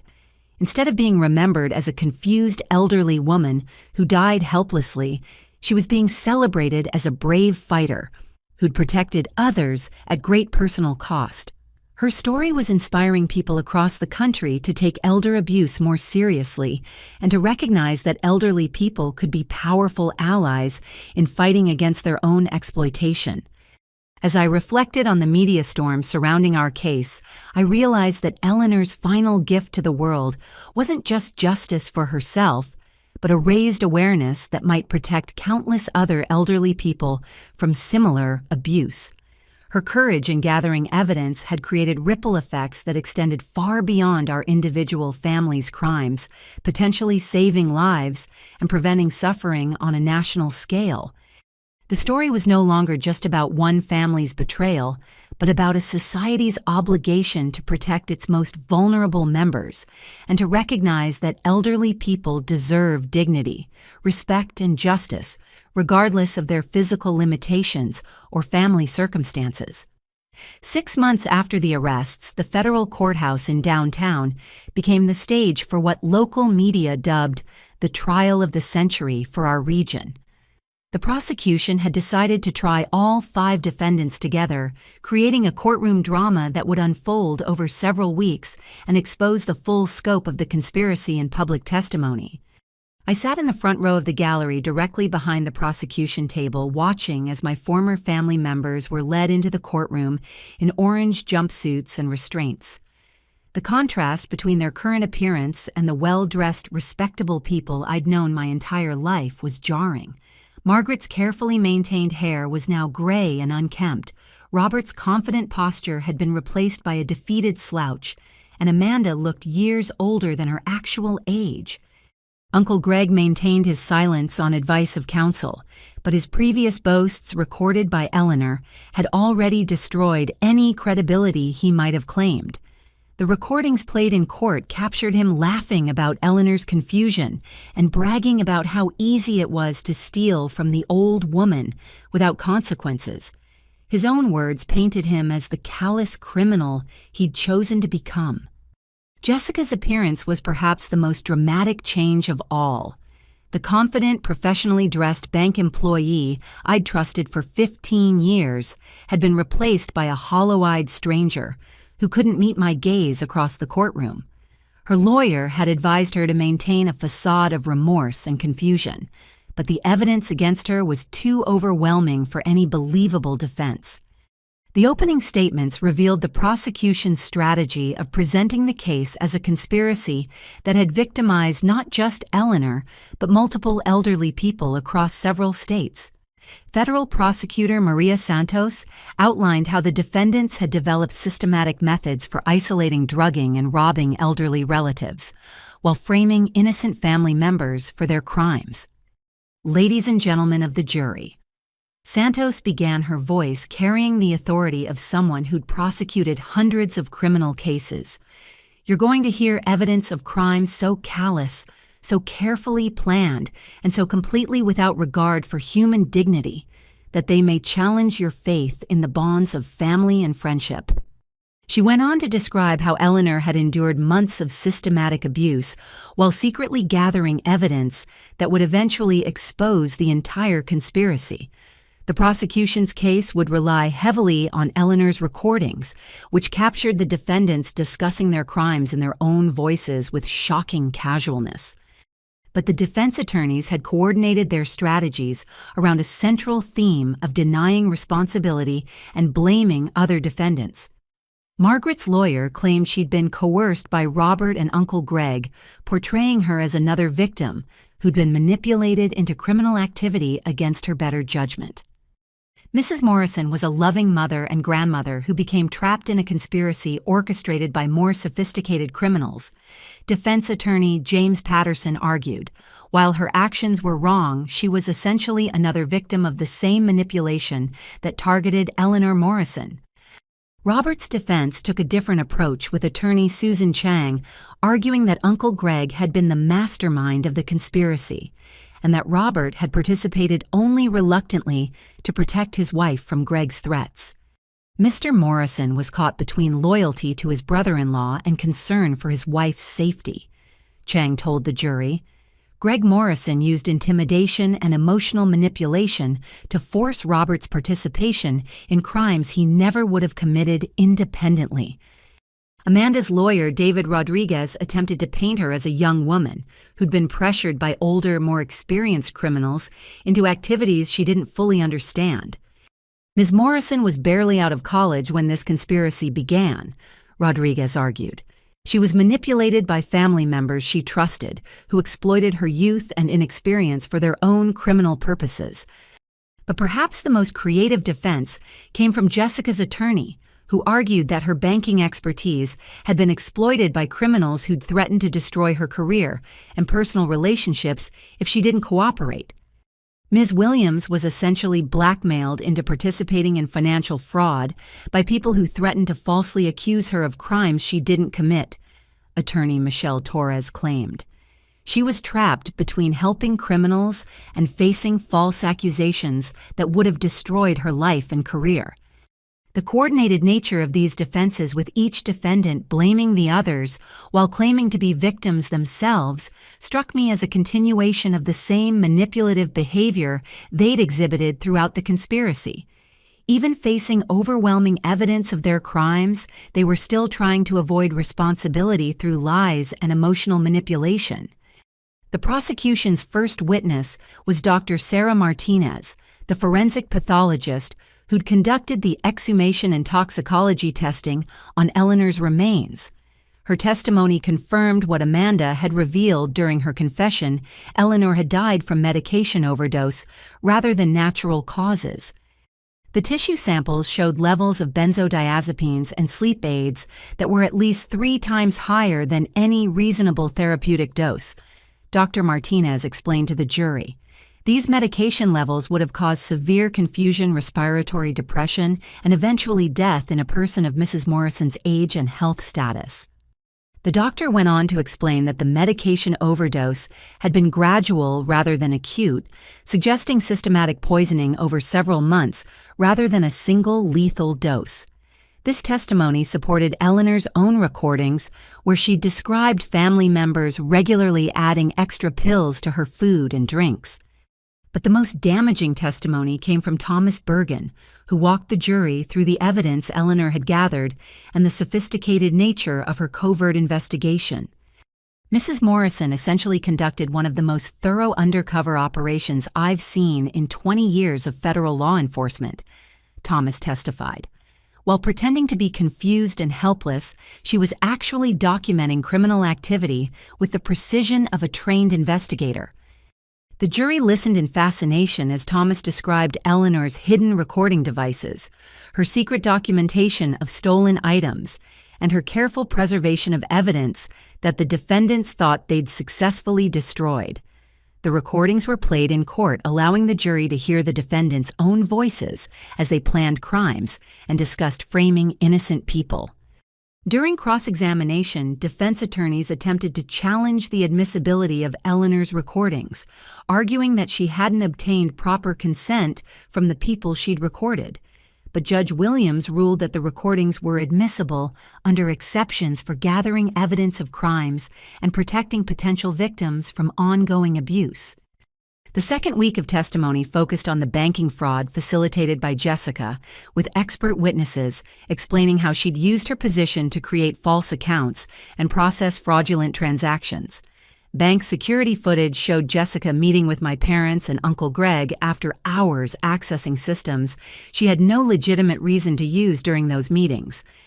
Perhaps the most compelling witness was Frank Morrison, the Ohio victim, who'd been rescued as a result of our investigation. Despite his age and the trauma he'd endured, Frank's military bearing and clear testimony made a powerful impression on the jury. These defendants treated elderly people like business opportunities rather than human beings. Frank testified, his voice steady despite the emotional weight of his words. They developed methods for systematically destroying the final years of people who'd lived long, productive lives and deserved dignity and respect. Frank went on to describe the psychological torture of knowing his own relatives were slowly killing him while making him doubt his own sanity. His testimony connected our case to the broader pattern of elder abuse that extended beyond my family's specific crimes. But the trial's most dramatic moment came during the third week when Amanda took the stand as part of her cooperation agreement with prosecutors. Her testimony revealed details about the conspiracy that even the federal investigators hadn't known, including the existence of other elderly victims in different states who died under suspicious circumstances. We started small, taking little things that we thought Eleanor wouldn't notice. Amanda testified, her voice barely audible, as she described the evolution of their crimes. But Greg kept pushing us to take more valuable items, and when Eleanor started asking questions, he suggested we needed to keep her more confused so she couldn't interfere. Amanda's testimony revealed that Uncle Greg had been the driving force behind the systematic drugging that eventually killed Eleanor, convincing other family members that it was necessary to protect their conspiracy from discovery. Greg said we were already committed to the theft, so we might as well go all the way, Amanda continued. He said Eleanor was going to die soon anyway, so we were just speeding up something that was inevitable. The callousness revealed in Amanda's testimony was shocking even to people who'd been following the case closely.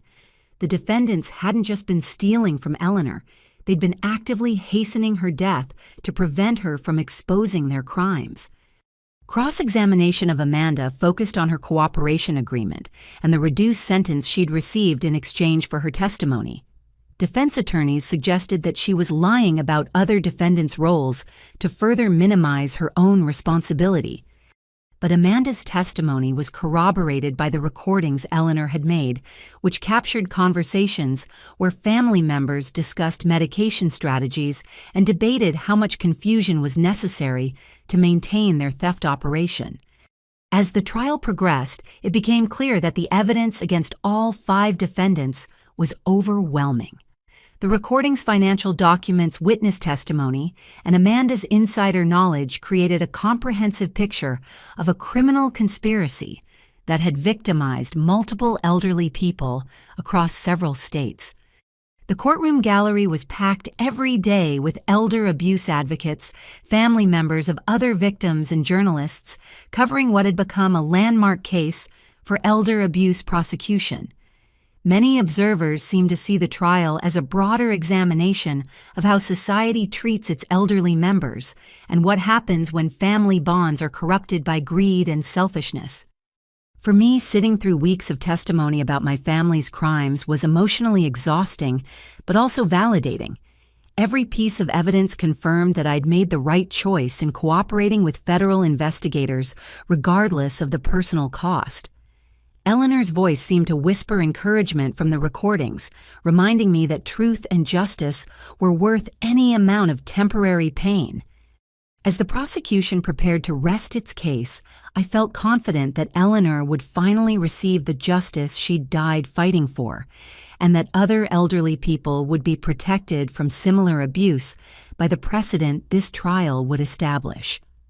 The fourth week of the trial brought a development that transformed our case from a family criminal matter into a national movement for elder abuse reform. Investigative journalist Michael Chen published a follow-up article in the Washington Post revealing that his investigation had uncovered 6 additional elderly victims across 3 states, all following the same pattern of family-orchestrated abuse and theft that had characterized Eleanor's case. The Morrison family conspiracy appears to be just the tip of the iceberg. Chen wrote, representing a systematic approach to elder abuse that may be far more widespread than law enforcement agencies have previously recognized. The article included interviews with family members of elderly victims who died under suspicious circumstances in Pennsylvania, Ohio, and West Virginia over the past decade. Each case involved similar patterns: gradual isolation from friends and protective family members, systematic theft of valuables and financial assets, forced medication to maintain confusion, and suspicious deaths that had been attributed to natural causes without proper investigation. Chen's investigation had been triggered by tips from readers of his original article about our case, with people across the country reaching out to share stories of elderly relatives who'd suffered similar abuse. The volume of responses had convinced him that organized elder abuse by family members might represent a hidden epidemic affecting thousands of elderly Americans. What's most disturbing, Chen continued in his article, is how these cases follow such similar patterns that they suggest the existence of shared knowledge or even coordination among different groups of family abusers. The article prompted immediate action from the Department of Justice, which announced the formation of a multi-state task force to investigate suspected elder abuse cases and develop better methods for detecting and prosecuting family financial exploitation. Our case was being used as a model for training federal agents to recognize the warning signs of systematic elder abuse. But perhaps more significantly, Chen's investigation brought forward a living witness whose testimony would revolutionize our understanding of how these criminal networks operated. 82-year-old Henry Patterson had been presumed dead by his family for over 2 years, but had actually escaped their abuse and had been living under an assumed name in North Carolina while gathering evidence against his own relatives. Henry contacted Chen after reading about our case, explaining that he'd recognized the same patterns he'd experienced with his own adult children and grandchildren. His story was so similar to Eleanor's that it seemed like the same criminal organization had targeted both families despite the victims living in different states with no apparent connection. I'd been documenting my family's crimes for 3 years before I finally had to flee, Henry told Chen during their interview. They were slowly poisoning me with medication, stealing my belongings, and planning to claim I died naturally so they could inherit my property without any investigation. Henry had escaped his abusive family by faking his own death during a planned hospital stay, then assuming a new identity with help from a veterans organization that specialized in protecting elderly people from family abuse. He'd spent the past 2 years gathering evidence not just about his own case, but about a network of family abusers who shared techniques and strategies across state lines. These criminals communicate with each other, Henry explained to prosecutors when he agreed to testify in our trial. They share methods for isolating elderly victims, forging documents, and avoiding detection by authorities. It's essentially an organized crime network that specializes in exploiting vulnerable elderly people. Henry's testimony began during the trial's 5th week, and his military bearing and detailed knowledge made an immediate impact on the jury. Despite his age, he presented evidence with the precision of a trained investigator, including photographs, documents, and recordings he'd gathered during his 3 years of undercover work within his own abusive family. The defendants in this case used exactly the same techniques my children used against me. Henry testified, pointing to similarities in medication strategies, document forgery, and psychological manipulation. The methods are too sophisticated and too similar to be coincidental. Henry went on to describe how his own family had been coached by outside consultants who specialized in elder abuse, including a lawyer who helped forge wills and a nurse who provided advice about medication dosages that would cause confusion without obvious signs of poisoning. They treated elder abuse like a business. Henry continued, with professional services and standardized methods for maximum profit with minimum risk of detection. His testimony revealed that organized elder abuse was far more sophisticated than anyone had previously realized, involving professional criminal networks that provided services to families willing to pay for help exploiting their elderly relatives. But perhaps Henry's most important contribution was his detailed knowledge of other victims who were currently suffering abuse from family members connected to the same criminal network. His information led to immediate rescue operations in 4 different states, saving elderly people who were in immediate danger of death from forced medication overdoses. Mr. Patterson's courage in coming forward has probably saved dozens of lives, Prosecutor Maria Santos told the court. His evidence demonstrates that elder abuse by family members isn't just a series of isolated crimes, but a systematic problem that requires coordinated law enforcement response. The revelation that organized criminal networks were facilitating family elder abuse transformed public understanding of the problem and generated immediate legislative response.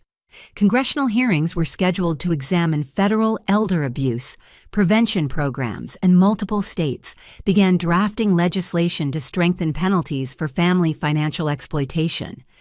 Henry's testimony also provided crucial corroboration for Amanda's earlier statements about other victims in different states. His independent knowledge of cases that Amanda had described convinced the jury that the conspiracy extended far beyond my immediate family's crimes. These defendants didn't invent elder abuse, Henry testified during his final day on the stand, but they perfected methods for getting away with it by making victims appear mentally incompetent and framing innocent family members for crimes they didn't commit. The elder abuse advocacy community rallied around Henry's courage in speaking out with the National Center on Elder Abuse, naming him their Hero of the Year for risking his safety to expose criminal networks that were victimizing elderly Americans across the country. But for me, Henry's testimony provided something even more valuable than legal evidence. It proved that Eleanor hadn't been alone in her fight against family abuse. There were other elderly people who'd shown similar courage in gathering evidence and planning for justice, even when they knew they might not live to see their abusers punished. Your grandmother was part of a quiet revolution, Henry told me during a break in his testimony. Elderly people across this country are refusing to accept the role of helpless victims. We're fighting back, documenting crimes, and ensuring that justice will eventually be served. Henry's words reminded me that Eleanor's legacy extended beyond our individual case, to encompass a broader movement of elderly people who were taking active roles in protecting themselves and others from family abuse. Her courage had inspired others to speak out, creating a ripple effect that was exposing criminal networks and saving lives across multiple states. As Henry concluded his testimony, I felt Eleanor's presence more strongly than ever, as if she was standing with all the other elderly victims who'd refused to surrender to their abusers' plans. Their collective courage was transforming elder abuse from a hidden crime into a public priority that would receive the attention and resources necessary to protect vulnerable elderly people from family exploitation.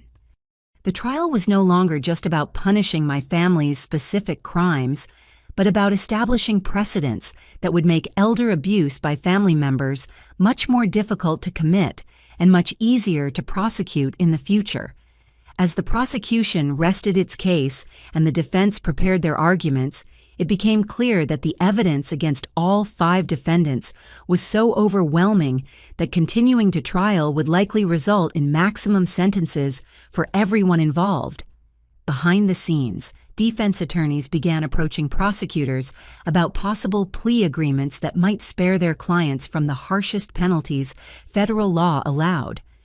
The first defendant to break ranks was Jessica, whose attorney had apparently concluded that her banking expertise made her particularly vulnerable to additional federal charges related to money laundering and financial institution fraud. Her cooperation could provide investigators with detailed information about how the conspiracy had used the banking system to facilitate their crimes across multiple states. Ms. Williams is prepared to provide comprehensive testimony about the financial aspects of this conspiracy in exchange for a reduced sentence. Her attorney, Michelle Torres, announced during a closed hearing with Judge Williams. She has detailed knowledge of banking procedures that were exploited to facilitate elder abuse, and her cooperation could help law enforcement prevent similar crimes in the future. Jessica's plea agreement required her to serve 5 years in federal prison and pay full restitution to all victims identified through the investigation.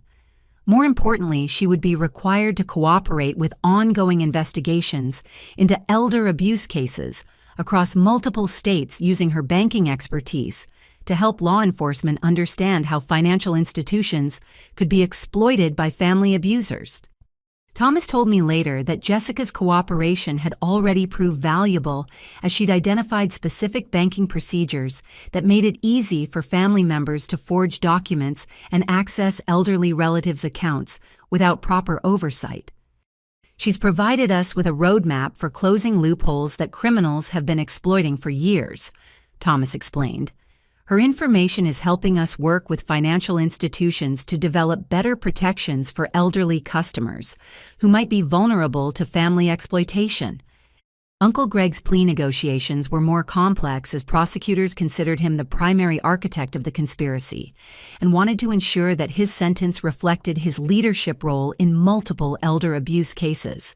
His attorney eventually agreed to a 12-year sentence in exchange for cooperation in investigating other elderly victims who'd suffered similar abuse. Gregory Morrison was the driving force behind a criminal enterprise that victimized elderly people across multiple states. Prosecutor Santos announced when the plea agreement was finalized. His sentence reflects both the severity of his crimes and the cooperation he's providing to help identify other victims and prevent future abuse. Uncle Greg's cooperation included detailed information about the professional criminal network that had provided services to family abusers, including the identities of lawyers, healthcare workers, and financial advisors who'd helped facilitate elder abuse in exchange for payment. My parents' plea negotiations took longer as their attorneys struggled to find cooperation value that would justify reduced sentences given their central role in Eleanor's abuse and death. Eventually, they agreed to 15-year sentences, each in exchange for testimony against the professional criminal network and assistance in locating assets that had been stolen from multiple elderly victims. Robert and Margaret Morrison's cooperation is helping us understand how criminal networks recruit and train family members to abuse elderly relatives, Santos explained when their plea agreements were announced. Their information is contributing to ongoing investigations that may result in dozens of additional prosecutions. But perhaps the most satisfying aspect of the plea negotiations was the requirement that all defendants provide victim impact statements acknowledging the harm they'd caused to Eleanor and other elderly victims. These statements would become part of the permanent court record and would be required reading for anyone seeking early release or sentence reduction. Amanda's plea agreement was the most controversial as elder abuse advocates argued that her 8-year sentence was too lenient given her role in Eleanor's death and her participation in abusing other elderly victims. However, her cooperation had been crucial in exposing the broader criminal network and identifying victims who were still suffering ongoing abuse. Ms. Morrison's sentence reflects a careful balance between punishment for serious crimes and recognition of her substantial cooperation in exposing a criminal enterprise that was victimizing elderly people across multiple states, Judge Williams explained when approving her plea agreement. Amanda's cooperation requirements were extensive, including ongoing testimony in related cases, assistance in victim identification, and participation in educational programs designed to help law enforcement recognize signs of family elder abuse. The plea agreements meant that the trial would conclude without the defendants testifying in their own defense, sparing me the additional trauma of listening to them attempt to justify or minimize their crimes. Instead, the focus shifted to victim impact statements and the broader implications of the case for elder abuse prevention and prosecution. Henry Patterson provided a powerful victim impact statement on behalf of all elderly victims of family abuse, describing the psychological trauma of being betrayed by people who were supposed to provide love and protection. The defendants didn't just steal money and possessions, Henry told the court during his statement. They stole dignity, trust, and peace of mind from people who'd spent decades building loving relationships with family members. The emotional damage they caused will last far longer than any financial losses. I provided my own victim impact statement focusing on Eleanor's courage and the importance of ensuring that other elderly people would be protected from similar abuse. My grandmother Eleanor died fighting to protect other elderly people from the kind of abuse she'd endured, I told the court. The best way to honor her memory is to ensure that her evidence and sacrifice lead to systemic changes that will prevent other families from suffering the same kind of betrayal and exploitation. The victim impact portion of the proceedings also included statements from family members of other elderly victims who'd been identified through the investigation, creating a powerful record of the human cost of family elder abuse that would be preserved for future legal proceedings and educational purposes. Detective Susan Walsh from the coroner's office provided a statement about the reopened investigation into Eleanor's death, confirming that the toxicology evidence supported charges of negligent homicide against all defendants who'd participated in the systematic drugging that had hastened Eleanor's death. Mrs. Morrison's death was not natural, Detective Walsh told the court. She was slowly murdered by people she trusted, and the evidence clearly shows that her death was the foreseeable result of systematic poisoning designed to facilitate theft and prevent her from seeking help. As the plea agreements were finalized, I felt a complex mixture of satisfaction and sadness. Justice was being served, and the defendants would face significant consequences for their crimes. But no amount of punishment could restore Eleanor's final years or undo the trauma she'd endured at the hands of people who'd claimed to love her.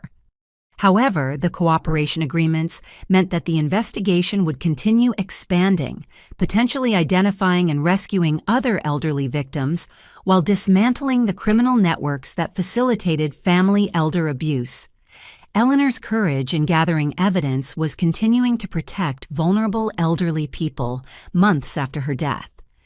The plea agreements also established legal precedents that would make it easier to prosecute similar cases in the future, while the publicity surrounding our case was raising public awareness about the signs of family elder abuse and encouraging other victims to seek help. As Judge Williams prepared to announce the final sentences, I knew that Eleanor would have been proud of what her evidence had accomplished. Her suffering hadn't been in vain, and her legacy would continue protecting elderly people for years to come. 3 weeks after the sentencing, Eleanor's attorney, David Walsh, called me with news that would provide the final chapter in my grandmother's remarkable story of fighting back against her abusers. The completion of the criminal proceedings had cleared the way for executing Eleanor's true will, the one she'd hidden from her family while they'd been planning to steal her estate and frame me for their crimes. There are some surprises in Eleanor's final wishes that I think you're going to find remarkable, David told me over the phone.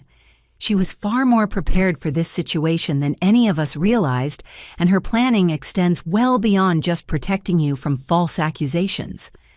I met David at his law office downtown, the same building where Eleanor had secretly been working to ensure that justice would eventually be served. The conference room was lined with boxes of documents and financial records that represented Eleanor's true legacy, carefully preserved, despite her family's attempts to steal and destroy evidence of her actual wishes. Your grandmother was one of the most forward-thinking clients I've ever worked with. David began opening a folder thick with legal documents. She understood that her family was planning to steal from her estate, so she took steps to protect not just her assets but also her values and her commitment to helping other elderly people who might face similar abuse. Eleanor's true will revealed that her estate was worth far more than any of us had realized. Beyond the house car and known financial accounts, she'd been quietly accumulating wealth through careful investments and had hidden various valuable assets in locations her family had never discovered. The total value of Eleanor's estate is just over $800,000, David announced, and I nearly fell out of my chair with surprise.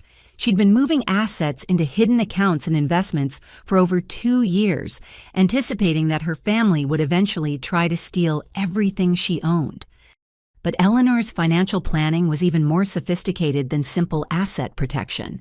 She'd established a series of charitable trusts designed to fund elder abuse prevention programs, while ensuring that people who genuinely loved her would receive meaningful inheritances. Eleanor left specific bequests to several organizations working to combat elder abuse and protect vulnerable elderly people. David continued. She wanted her money to continue fighting the kind of criminals who'd targeted her, ensuring that other elderly people would have better protection and support. The largest charitable bequest was $200,000 to the National Center on Elder Abuse, designated specifically for developing training programs to help law enforcement recognize and investigate family financial exploitation. Eleanor had also left $50,000 each to 3 local organizations that provided support services for elderly abuse victims. But perhaps the most touching bequest was $100,000 to fund a scholarship program for young people studying law enforcement social work or geriatrics, with preference given to applicants who'd experienced family betrayal or financial exploitation. Eleanor wanted to ensure that future professionals would understand the devastating impact of family abuse on elderly victims. She specifically requested that the scholarship be named after Frank Morrison. David explained, the veteran who'd been rescued because of the investigation your case prompted. She'd never met him, but she'd learned about his courage through media coverage and wanted to honor his determination to fight back against family abuse. Eleanor's personal bequests reflected her understanding of who'd genuinely loved her versus who'd been motivated by greed and inheritance expectations. Henry Patterson, who'd become a symbol of elderly resistance to family abuse, received her antique military medal collection along with a letter thanking him for inspiring other elderly victims to fight back against their abusers. The bulk of Eleanor's personal estate came to me, including the house where I'd grown up visiting her, her car, $50,000 in cash, and all her personal photographs and family heirlooms. But more importantly, she'd left me with detailed instructions for continuing her work to protect elderly people from family exploitation. Eleanor wanted you to understand that this inheritance comes with responsibility, David said, handing me a sealed letter addressed to me personally. She saw you as the keeper of her values and her commitment to justice for elderly abuse victims. Eleanor's final letter to me was longer than the one she'd hidden for the federal investigation, filled with personal memories and expressions of love that brought tears to my eyes. But it also contained specific instructions for using her inheritance to continue fighting elder abuse and supporting other people who'd faced similar family betrayals. My dear Helene, the letter began, "If you're reading this, then justice has been served and my abusers have faced consequences for their crimes. But more importantly, you've proven that love and integrity are stronger than greed and selfishness." Eleanor went on to describe her hope that I would use her house as a center for supporting elderly abuse victims and their families, providing a safe space where people could share their experiences and find the strength to seek justice against abusive family members. I know this inheritance will feel overwhelming, Eleanor continued, but remember that you're not carrying this burden alone. There are many people like Frank Morrison and Henry Patterson who understand the importance of protecting vulnerable elderly people from family exploitation. The letter concluded with Eleanor's vision for transforming her suffering into a legacy of protection and support for other elderly victims. I endured months of abuse and betrayal so that you would have the evidence needed to stop these criminals and protect other potential victims, she wrote. Now I'm trusting you to ensure that my suffering continues to serve a purpose by helping other elderly people find the courage to fight back against family members who would exploit their trust and vulnerability. As I finished reading Eleanor's letter, David presented me with the keys to her house and the title to her car, along with account information for the financial assets she'd left me. But more significantly, he handed me a detailed business plan Eleanor had developed for establishing a nonprofit organization dedicated to elder abuse prevention and victim support. She spent months researching this, David explained. Eleanor wanted to create a model program that could be replicated in communities across the country, providing elderly people with resources and support for protecting themselves from family exploitation. Eleanor's business plan included partnerships with law enforcement agencies, healthcare providers, and social service organizations to create comprehensive protection networks for vulnerable elderly people. She'd identified funding sources, potential staff members, and specific services that would address the gaps in current elder abuse prevention programs. But perhaps most remarkably, Eleanor had anticipated that her case would generate media attention and had prepared materials for using that publicity to raise awareness about elder abuse and encourage policy changes to better protect elderly victims. Your grandmother essentially created a roadmap for turning her personal tragedy into a national movement for elder abuse reform, David concluded. She understood that her suffering would only have meaning if it led to systematic changes that protected other elderly people from similar abuse. As I left David's office with Eleanor's true inheritance, I felt the weight of responsibility she'd placed on my shoulders. The money and property were significant, but her real legacy was the expectation that I would continue her fight for justice and protection for elderly Americans who were vulnerable to family exploitation. Eleanor had transformed her final months of abuse into a comprehensive plan for elder abuse prevention, ensuring that her suffering would continue to serve a purpose long after her death. Her inheritance wasn't just about providing for my future. It was about creating a better future for all elderly people who might face the kind of betrayal and exploitation she'd endured. That evening, I sat in Eleanor's kitchen, now my kitchen, reading through her detailed plans for fighting elder abuse and protecting vulnerable elderly people. Her presence filled the house not as a ghost haunted by past trauma, but as a continued source of inspiration and guidance for the important work that lay ahead. Eleanor's final gift wasn't just financial security. It was a mission that would give meaning to both her suffering and my future, ensuring that her courage and determination would continue protecting elderly people for generations to come. 6 months after receiving Eleanor's inheritance, I found myself standing in what had once been her living room, now transformed into a welcoming meeting space for the Eleanor Morrison Center for Elder Abuse Prevention. The walls that had once hidden recording devices now displayed inspiring messages and photographs of elderly abuse survivors who'd found the courage to seek justice and rebuild their lives. The center had grown organically from Eleanor's business plan, but the reality exceeded anything she could have imagined. What started as a local support group had evolved into a comprehensive resource center that was already being replicated in 6 other states, Word had spread through elder abuse advocacy networks that we'd created something special, a place where victims and their families could find both practical help and emotional healing. Our weekly support group meetings drew people from across the region, creating a community of survivors who understood each other's experiences in ways that outside observers never could. Frank Morrison had become our most inspiring regular speaker, sharing his story of survival and resistance while encouraging newer members to find their own strength and voice. What Eleanor did for all of us. Frank told our group during one particularly moving meeting was proof that elderly people don't have to accept the role of helpless victims. We can fight back, we can gather evidence, and we can ensure that justice is served even when our own families turn against us. Frank's military bearing and clear-eyed determination had a profound impact on people who were just beginning to recognize signs of abuse in their own families. His presence reminded everyone that courage and dignity weren't diminished by age, and that elderly people could be powerful allies in fighting against exploitation and betrayal. The center had also attracted professional volunteers who shared Eleanor's commitment to protecting vulnerable elderly people.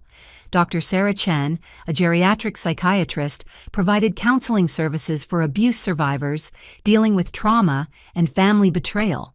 Attorney Michael Rodriguez offered legal advice for people navigating complex family situations or considering reporting abuse to authorities.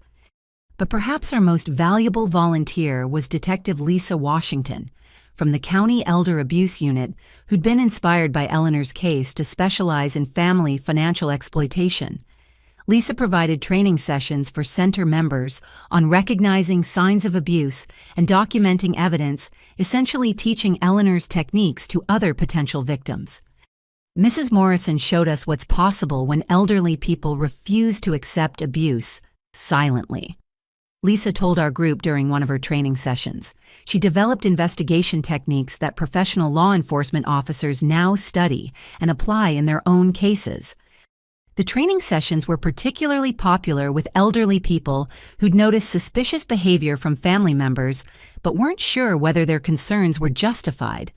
Lisa's practical advice on recognizing manipulation tactics and documenting suspicious activities had already helped 3 center members gather evidence that led to successful prosecutions of abusive relatives. The center had also become a resource for family members who suspected that elderly relatives were being abused but didn't know how to help or where to seek support. We developed educational materials explaining warning signs of family financial exploitation and providing guidance for people who wanted to protect elderly loved ones without causing family conflicts. One of our most successful programs was a monthly workshop for adult children and grandchildren who wanted to learn how to have difficult conversations with elderly relatives about protecting themselves from potential abuse. These workshops address the delicate balance between offering help and respecting elderly people's autonomy and independence. Eleanor's story teaches us that elderly people are often more aware of abuse than their families realize. I explained during one of these workshops. Our role isn't to rescue helpless victims, but to support strong, capable people who need allies and resources to fight back against exploitation. The center had also attracted national attention from researchers studying elder abuse prevention and policy advocates working to strengthen legal protections for elderly Americans. Dr. Jennifer Walsh from the National Institute on Aging had visited to study our model and was working to incorporate our approaches into federal elder abuse prevention programs. The Eleanor Morrison Center represents a new paradigm for elder abuse prevention. Dr. Walsh told a conference of researchers and policymakers, instead of treating elderly people as passive victims who need protection, this model recognizes them as active participants in their own safety and powerful advocates for systemic change. But perhaps the most meaningful recognition came from Henry Patterson, who'd traveled from North Carolina to attend our first anniversary celebration. His presence reminded everyone that the center's work extended far beyond our local community to encompass a national movement of elderly people refusing to accept abuse silently. Eleanor Morrison saved my life by inspiring me to come forward with evidence about criminal networks targeting elderly people, Henry told the anniversary gathering. Now this center is saving other lives by giving people the support and resources they need to fight back against family exploitation. The anniversary celebration also featured a video message from Thomas Bergen, who'd been promoted within the FBI partly based on his success in investigating our case and developing new approaches to family financial exploitation cases. The Eleanor Morrison Center represents the best possible outcome from a terrible situation, Thomas said in his recorded message. Eleanor's suffering has been transformed into a resource that's protecting countless elderly people from similar abuse, while the investigative techniques she developed are helping law enforcement agencies across the country prosecute family exploitation cases. The center's success had also generated unexpected personal healing for me, providing a sense of purpose that helped offset the pain of losing my biological family to their own criminal choices. Working with abuse survivors and their families reminded me daily that family isn't defined by blood relationships, but by people who support each other during difficult times and share common values about treating others with dignity and respect. My new family included people like Frank Morrison and Henry Patterson, whose courage and determination inspired me to continue Eleanor's work. It included Dr. Chen and Detective Washington, whose professional expertise enhanced our ability to help people in crisis. It included dozens of abuse survivors who'd found their voices and their strength through our support programs. But perhaps most importantly, it included the memory of Eleanor herself, whose presence filled every corner of the center and guided every decision we made about how to serve people facing family betrayal and exploitation. Her courage in fighting back against her abusers had created a legacy that extended far beyond her individual case to encompass a movement that was changing how society understood and responded to elder abuse. As I looked around the anniversary celebration, seeing elderly abuse survivors sharing stories and supporting each other, seeing family members learning how to protect elderly loved ones, seeing professionals collaborating to improve elder abuse prevention, I knew that Eleanor's sacrifice had created something beautiful and lasting from the ugliness of family betrayal. The center had become more than just a support group or resource facility. It had become a symbol of hope for elderly people facing abuse and a model for communities seeking to protect their most vulnerable members. Eleanor's courage in documenting her own abuse had rippled outward to create waves of positive change that were protecting elderly people across the country. Most importantly, the center ensured that Eleanor's story would continue inspiring other elderly people to fight back against abuse, proving that age and vulnerability didn't have to mean helplessness, and that justice was possible even in the most difficult family situations. 2 years after that devastating Thanksgiving, when my parents turned me away from their door, I stood in Eleanor's kitchen. Now my kitchen, preparing a feast that would honor everything my grandmother had taught me about the true meaning of family and gratitude. The house she'd left me had been transformed into both a home and a symbol of hope for elderly abuse survivors, and this Thanksgiving dinner would celebrate all the ways her courage had continued to protect and inspire people long after her death.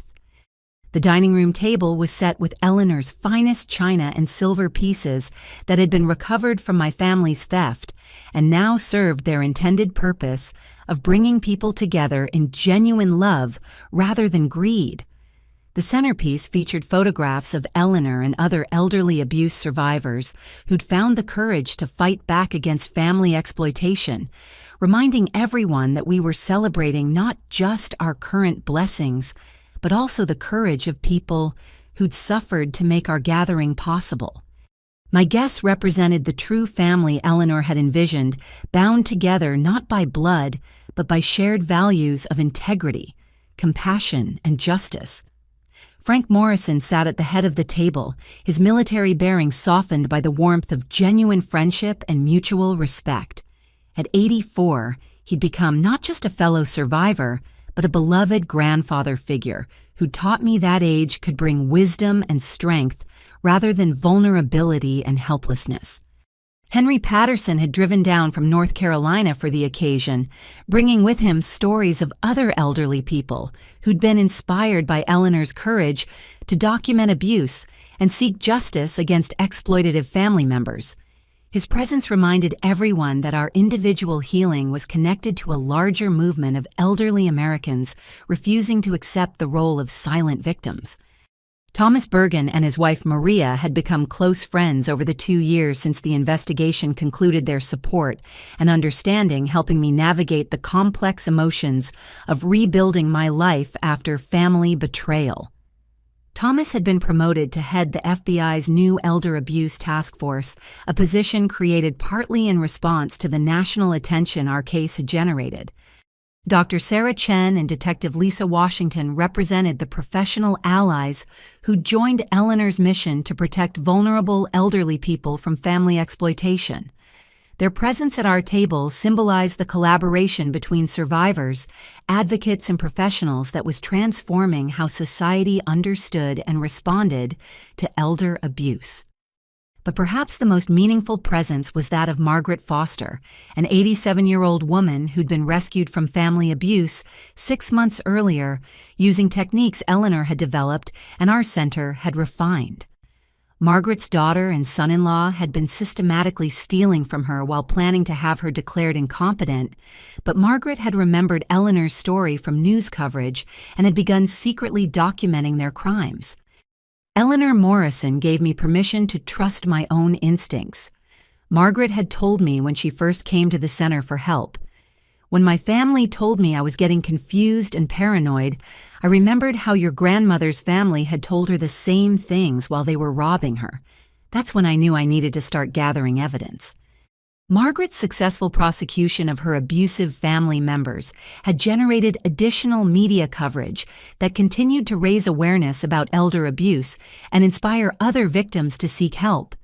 Her presence at our Thanksgiving table represented the ongoing impact of Eleanor's courage, demonstrating how one person's refusal to accept abuse could create ripple effects that protected countless others. As we gathered around the table, I felt Eleanor's presence more strongly than ever, not as a ghost haunted by past trauma, but as a continuing source of inspiration and guidance for the work we were all doing to protect elderly people from exploitation and betrayal. Frank Morrison offered the blessing, his voice strong and clear, as he thanked God for bringing together people who understood the importance of protecting vulnerable members of society. "We're grateful not just for this meal and this company," he said, "but for the courage of Eleanor Morrison, whose refusal to accept abuse silently has protected countless elderly people from similar suffering." As we shared the feast I'd prepared using many of Eleanor's recipes, conversation flowed naturally from personal updates to discussions about ongoing cases and advocacy efforts. Thomas described new federal legislation that would strengthen penalties for family financial exploitation, while Detective Washington talked about training programs that were teaching law enforcement agencies to recognize signs of elder abuse that might previously have been overlooked. Dr. Chen shared research showing that elder abuse survivors who received appropriate support services were remarkably resilient, often emerging from their experiences with renewed strength and commitment to helping other victims. Her work with center members had contributed to academic understanding of how elderly people could recover from family betrayal and rebuild their lives around healthier relationships. Henry Patterson provided updates on the national network of elder abuse survivors that had emerged partly in response to media coverage of our case. Support groups similar to our center were operating in over 20 states, creating communities where elderly people could find understanding and encouragement from others who'd faced similar challenges. Eleanor's story proved that elderly people could fight back against abuse, Henry reflected as we shared dessert made from Eleanor's apple pie recipe. But more than that, it showed us that fighting back could create something beautiful and lasting from terrible experiences. As the evening wound down, I found myself standing at Eleanor's kitchen window, looking out at the garden she'd tended with such care during her final years. The flower beds that had once provided cover for her secret evidence gathering now bloomed with varieties chosen to attract butterflies and hummingbirds, creating beauty that would continue growing and spreading long after the pain of her abuse had faded into memory. Margaret Foster joined me at the window, her weathered hands steady as she helped me package leftover food for our guests to take home. "You know," she said quietly, "Eleanor would be so proud of what you've built from her suffering. This house has become a place of healing and hope instead of just a crime scene." Margaret's words captured something essential about the transformation that had occurred over the past 2 years. Eleanor's house was no longer defined by the abuse she'd endured within its walls, but by the love and support that now filled its rooms. The dining room where my family had planned my destruction was now a place where abuse survivors shared stories of courage and recovery. The living room where Eleanor had hidden recording devices was now a meeting space where elderly people learned to recognize manipulation and protect themselves from exploitation. As our guests prepared to leave, each carrying containers of food and expressions of gratitude for a meaningful Thanksgiving celebration, I realized that Eleanor's final gift to me hadn't been financial security or even protection from false accusations. Her greatest gift had been the example of how to transform suffering into service, how to find purpose in pain, and how to build authentic family relationships with people who shared your values and supported your highest aspirations. Before Frank Morrison left, he pressed a small wrapped package into my hands. "This belonged to Eleanor," he explained with a gentle smile. "Thomas recovered it from evidence and thought you should have it back." Inside the package was Eleanor's favorite brooch, the one that had concealed a recording device during her final months. But now, instead of hiding surveillance equipment, it held a small note in Eleanor's handwriting. "For Helene, with love and confidence that you'll use your gifts to protect others who need protection." As I pinned the brooch to my dress, I felt the weight of Eleanor's trust and the lightness of her love surrounding me like a warm embrace. The woman who'd endured months of abuse while secretly fighting for justice had somehow known that her courage would inspire others to continue her work long after her death. Standing in the doorway of what had become both my home and Eleanor's legacy, I watched my chosen family drive away into the November night, each carrying pieces of the love and hope that had grown from Eleanor's refusal to accept abuse silently. The house that had once hidden terrible secrets was now filled with the warmth of genuine relationships and shared purpose. As I cleaned up the remnants of our feast using Eleanor's dishes and following routines she'd established decades earlier, I reflected on the journey that had brought me from devastating family betrayal to this moment of profound gratitude and peace. The people who'd claimed to love me while planning my destruction were serving federal prison sentences, while the people who genuinely loved me had gathered around Eleanor's table to celebrate not just our current blessings, but also our commitment to protecting others who face similar challenges. Eleanor's courage in fighting back against her abusers had created a legacy that extended far beyond her individual case, to encompass a movement that was changing how society understood and responded to elder abuse.